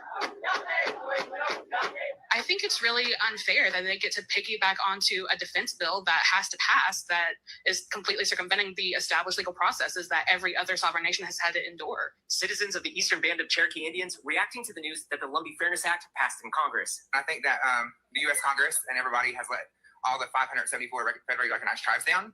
I think it opens up a lot of doors for these state recognized tribes to go through the back door and have easy access to be federally recognized. And it's not just members of the Eastern Band of Cherokee Indians who disagrees with the decision. Watson Harlan is a member of Cherokee Nation, which is based in Oklahoma. Anytime there is a substantial upending of tribal laws, it has almost always been used by the federal government and by state governments as a way to attack or disenfranchise other tribal governments. Boy, if you don't get the fuck. Before we get on him, matter of fact, we don't even need to get on him. Let's be clear. Those people are feeling some type of way because they're opening up the tribes to where people who have actual documentation can come in and say, hey, this is my tribe. That's us. That's Black America. Y'all know that, right? What's happening with the Lumbee tribe or why they feel some type of way is because the government and the earth is repairing itself. All those people who lied and say that they were Aboriginals are being kicked off, and all those people who go get their documentation to show that they are really the Aboriginal are now being able to have their way and get the things that were owed to them. This is why the Native Americans feel some type of way. This is also why the Native Americans been windmilling like crazy, because not only is they getting kicked out of their tribes, we're being able to grab the things that's owed to us. And let's be clear. When I say we don't need to be saying Black and Latinos, I'm saying that to say the Latinos that we know today, the Mexican, the Hispanics, the Puerto Ricans, all those ones you see today are not the real Hispanic people. They are not the real quote unquote Latinos. They're not. There are people, Black Hispanics, Black Mexicans, Black Puerto Ricans, Black Dominicans, all of these people look like me and you. A lot of them you wouldn't be able to tell until they open their mouth. Those are the people that are old, not these people you see cosplaying up and down the street today. So when we speak on Black and Latino, we got to be very specific on who in the Latino community we're speaking about. Because if you just say Black and Latino, it paints a broad stroke and it makes people believe that we are still on that Black and brown community shit. And we're not. We are not. We not doing no Black and brown. Nothing. That don't go like that. They got people out there that we really should be connecting with in real life. Real Afro-Hispanics or copper-colored, quote-unquote, Black Hispanics that we really need to be going look for, because those are the real people. Them the people with the history, them the people with the land, them the people, not the ones you see today. So I didn't like that. But at the end of the day, they're getting kicked off, and all you got to do is get in your genealogy, and you can get all those provisions to you because you are the real prohibitors. You are the real progenitors of this land. This is your land, your home. This is your motherland, Black America. Not over there, not in Africa, not in the Caribbean. No, your homeland is right here. Also, the land of milk and honey is right here. Not in Africa. It's right here. Okay? Y'all hit the link and get some babe gear if you want. You know what I'm saying? But anyways, keep that in mind. They getting kicked off so you could go take your place. Okay? Genealogy is the key. Genealogy. Go find out who you are, what tribe your people come out of, and go make them people give you what they owe you. Does that make sense? Now let's move on. Y'all like the video? If you haven't already, please and thank you. I want to get into mRNA in the food. Now, we spoke about the vaccines. We know what mRNA is, and if we don't, I'll go over it for just a second. So, mRNA, what is it? Messenger. That's what mRNA stands for. Messenger RNA or messenger DNA or whatever the case may be, okay? Now, this mRNA was placed inside of the COVID vaccines, right? And people could volunteer to take said medicines or take said vaccines. Then it went from that to a mandate, and then most people got it, but some people didn't. Well, then after that, very shortly after that, a lot of town hall meetings, a lot of city council and all kind of meetings were happening where these people in the government, the powers that be, were literally sitting around figuring out how they can sneak the mRNA into everybody. You see what I'm saying? They didn't just want to give it to the people who volunteered or who was forced through the mandate. They want everybody to have this mRNA. Now, for y'all who don't know what mRNA, like I said it is, it's a messenger DNA. According to them, this messenger DNA is supposed to send good messages to our body to help us, according to them. But we all know they don't want to help us. If they really and truly wanted to help us, they wouldn't kill us in the hospitals with cancer like they do. They wouldn't poison our foods like they do. So what we do know is they don't want to help us. But they tell us that, so we buy into it. So they telling us that this messenger DNA is going to help us, but it's not. I believe that this messenger DNA is there really so that they can tap in on your ass, and for many, many reasons, but definitely so they can tap in on you. Because if that messenger can send a good message, don't y'all think it could send a bad message too? What if it's the mRNA that's activating in people to make them do crazy shit, like just up and run people over, or just up and kill? What if that's the case? Y'all ever thought about that? What if that messenger, that mRNA, what if that has literally been put in the bodies of people so that the ones that's really putting the strings behind the scenes can have access to you at any given moment in time of the day and can get you to do shit that you wouldn't normally do? This is why I think you see a lot of people getting in trouble and they be like, I would have never, I don't know what happened. It could be the mRNA. But because everybody didn't take it, they felt some type of way, and now they're forcing it in our foods. So now if you don't get it through the shot, you eat enough fruits and vegetables, you'll get it through that. If you don't get it through the shot of the fruits and vegetables, you'll get it through your meat. Either way, is these people keeping you under this mRNA. Nothing that the government does is for the betterment of the people. The government don't even like the people. But somehow the people cash in on this shit every 4 years or every year, however, and y'all truly believe that these people give a fuck about you. I don't understand. I would never understand the mind of the super politician or the people who be heavy into that shit. Because it's just like, how many times you gonna climb that mountain and get knocked down before you realize that it ain't meant for you to get to the top? That's just be how I look at things. Everybody different. You know what I'm saying? But anyways, so since they couldn't get it through everybody with the vaccine, they're gonna do it through the foods. Now I found this video where this clear man was talking about how they putting it in the vegetables, the fruits, and your meat, your chicken, your shrimp. Now I just made barbecue shrimp yesterday, and the fact that he said they putting it in the pork and the shrimp, now I'm looking at my pot crazy. I just made a whole pot of barbecue shrimp yesterday, and now I'm scared to eat them. Even though I've been eating shrimps down to the ground, so I should just eat them. But still, it says mRNA is now officially in pork and shrimp to alter your DNA and get you vaccinated. No labels, no warning, no consent. Let's get into it. mRNA vaccines are entering our food chain in several species. So currently, all farmed shrimp are being vaccinated with mRNA. Currently, pork is an unknown amount is being vaccinated with mRNA. It's Merck, who we know as the one of the originators of ivermectin, and you wonder why they didn't make a big fuss at the amount of money they lost during COVID because of the inability to sell ivermectin into the whole thing. They could have been a kingpin in this, and they were silent. Why? Is because they own a lot of mRNA companies. Some of the companies state on their advertising, we put the right gene in your livestock vaccine.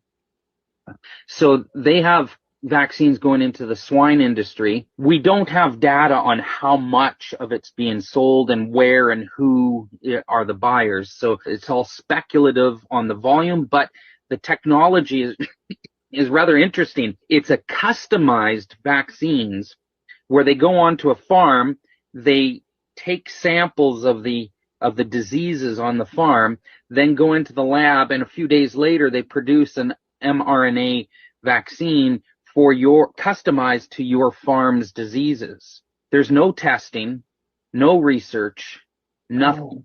You know, they have a general understanding of the mRNA aspect of it, on a general standpoint, but for each of these antigens, there is no understanding. Bruh, this is scary. And the reason why it's so scary is because of how cutthroat they are with what they're doing. This why I tell y'all, bruh, like I really be wanting y'all. I have more of a rebellious mindset. I've always been like that, even as a little girl. I've always been the one like, I'm ready to roll. What y'all want to do? You know what I'm saying? But I find that I'm always typically by myself, or maybe one or two people might be on that type of time, but the mass majority of people don't be on that. And the fact of the matter is this, they saying this shrimp and pork today, but you got to know they putting it in everything. You got to know that. You think they only putting it in pork and shrimp? Do you really think they're putting it only in pork and shrimp? They telling you they're not doing no testing. They're not doing nothing to even assure that this shit is safe. They just willy-nilly winging this shit. And you really believe they only doing this shit in shrimp and pork? Come on, man. Y'all got to be smarter than that. You think they sitting around doing all kind of illegal shit and they stopping and they capping this shit at, okay, we only gonna do the shrimp and pork though. Only the shrimp and pork. Come on, bruh. I need y'all to be smarter than that, bruh. It's in everything. It's in the water. It's in the vegetables. It's in the chicken. It's in the beef. It's in the pork. It's in the seafood. It's in everything. Come on, man. I'm one of the people who didn't take the vaccine. Do you know how pissed off I am to know that I probably took that shit anyway? It's in everything. They make it inevitable so that you have to run into it. That's the purpose. You only think that they care about you. They don't give two flying fucks about you. None of these people, not these politicians, not the people who work down at the doggone the USDA. None of these people give a damn about the people they feed. As a matter of fact, I believe these people want us all dead. Y'all can't be foolish to think it's only in the shrimp and the pork. Come on now. It's in everything. Matter of fact, let me show you. It's literally in everything. I seen a video saying it was in the vegetables too. And I said, well, damn, do I need to throw them out? If I start throwing out everything the mRNA is in, I'm going to be starving. Gene editing is now officially in our meat industry. Lobbyists for the cattlemen and pork associations in several states have confirmed that they will be using the mRNA COVID vaccines on their livestock. Attorney Tom Renz has been warning that there is no law requiring anyone to give informed consent for vaccine food. There are no laws requiring anyone to tell you the food you are buying has been vaxxed with the spike protein clot shot. Can I ask the people who into politics, why y'all don't be paying attention to stuff like this? Is it because they get y'all all emotionally charged about race and y'all start and stop there?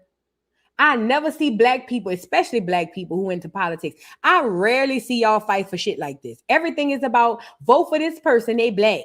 Vote for that person, they black. Vote for this person, they like black people. Vote for that person, they like black people too. You see what I'm saying? I never see y'all look into none of this shit. It's always about the president and some bullshit. That's why I don't pay political people. I think y'all foolish. I ain't even gonna lie. I'm gonna be real. People that's heavy into politics, I think you're foolish. I think something is wrong with you. Because the part you need to be in, y'all stay far away from. But y'all want to come over here every 4 years and bash us because we don't want to vote for whatever president. Man, watch out. I never hear y'all talk about it. Y'all probably don't even know this shit exists. That's the crazy. All the political people probably don't even know this shit exists. Crazy work. The UK recently passed into law the Genetic Technology Precision Breeding Bill. The bill amends the Environmental Protection Act of 1990 to exclude references to precision-bred organisms so far as they relate to marketing. Precision-bred organism is another term for gene-edited. So now in the UK, food that's been gene-edited can be legally marketed as non-GMO.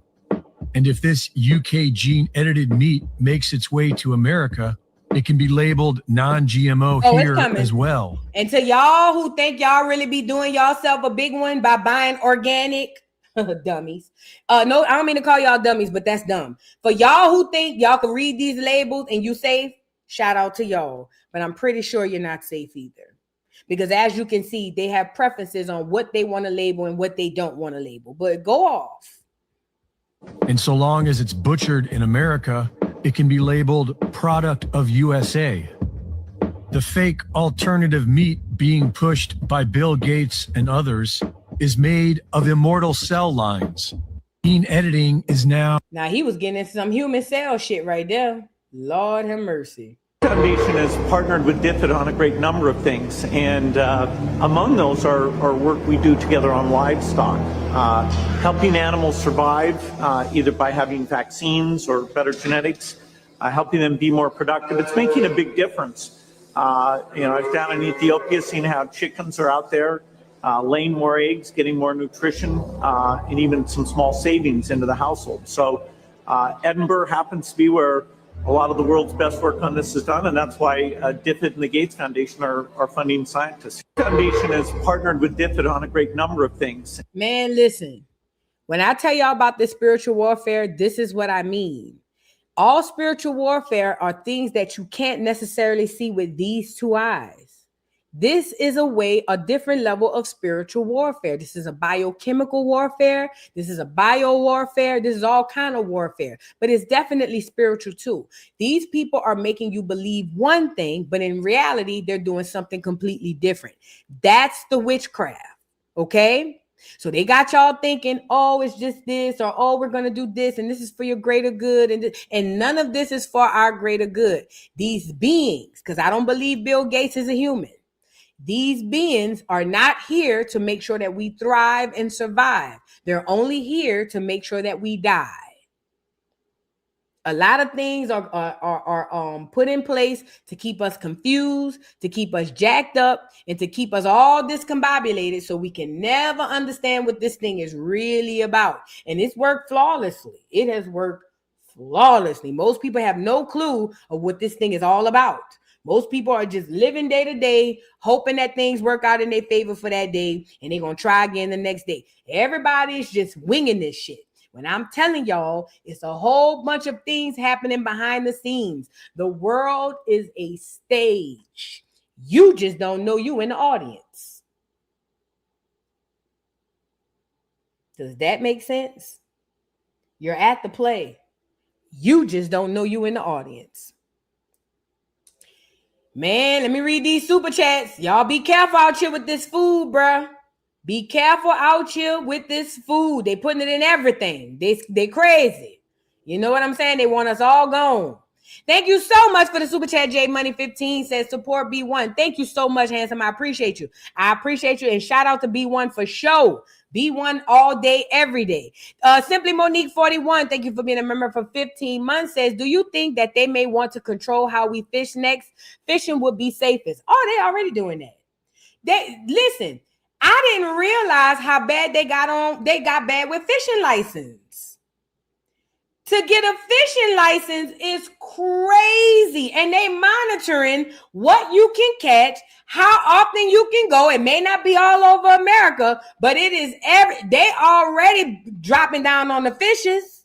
And and by the way, remember, salmon aren't real.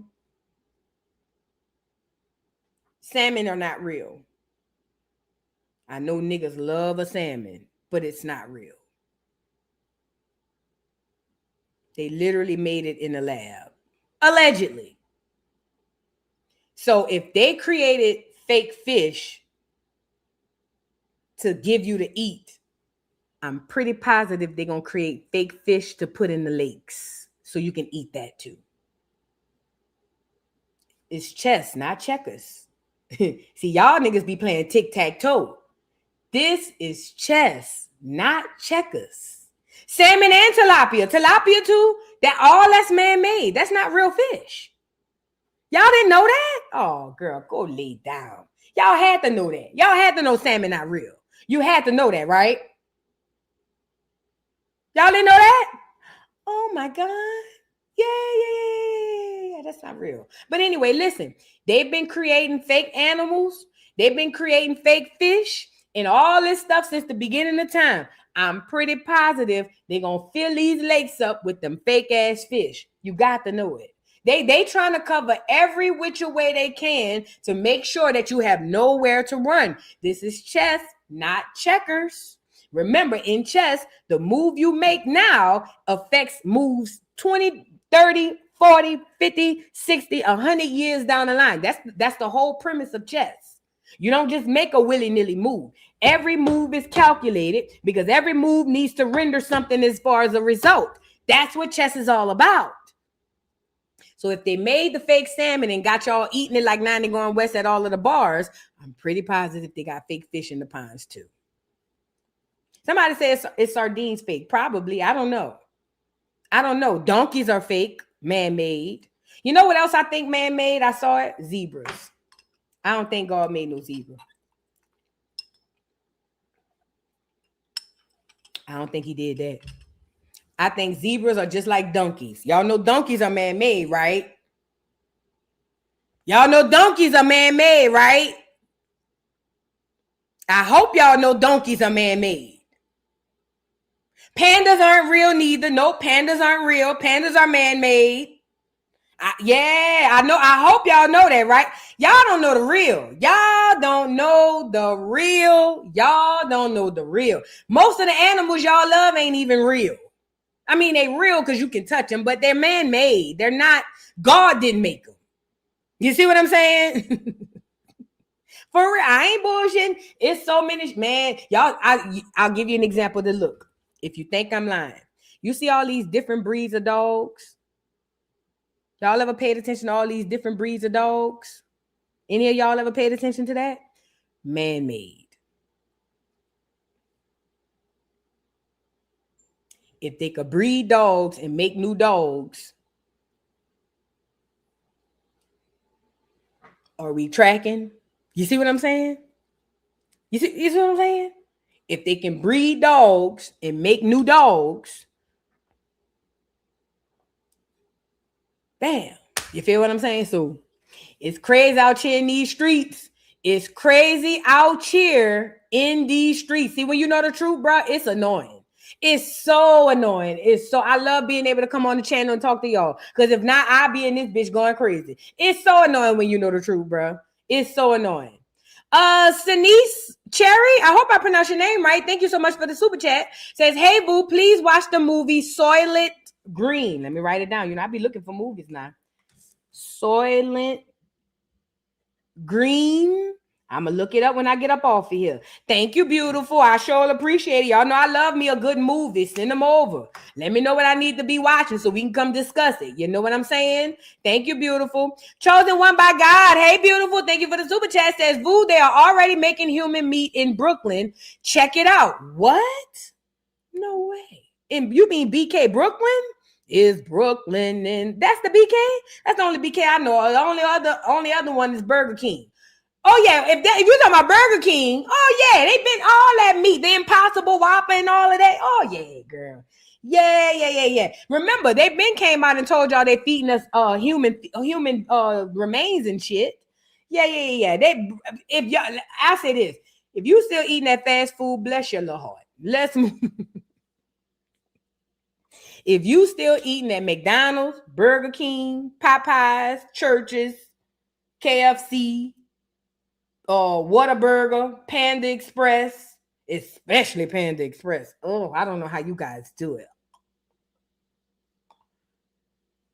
I don't know how y'all do it. Panda Express, all that. If y'all eating that, bless your little heart. Bless your heart. That's all I got to see. Say a prayer over your food every time you eat it, you know?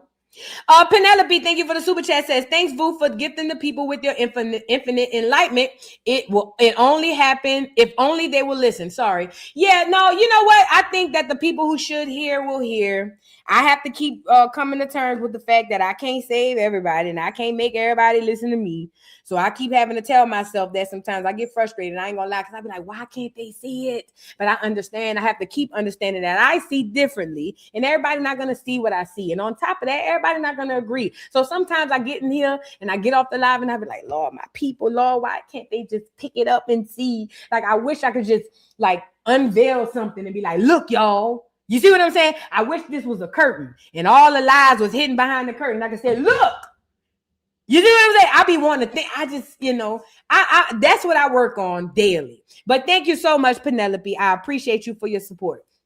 With that being said, I'm about to hop up off of here. I'll catch y'all later. Make sure you subscribe if you haven't already. And if you learned anything from this channel, pay it forward. Okay? Teach somebody else. Each one, teach one. Help your fellow Black American out, because we got to stick together. If not more than any time in the past, we got to stick together. Ground, meditate, do your genealogy, and pray to the Most High God to help you out the spiritual warfare. And I will see y'all later. Peace. Can you hear me now? Oh, let's go. It's your boy Big Chew.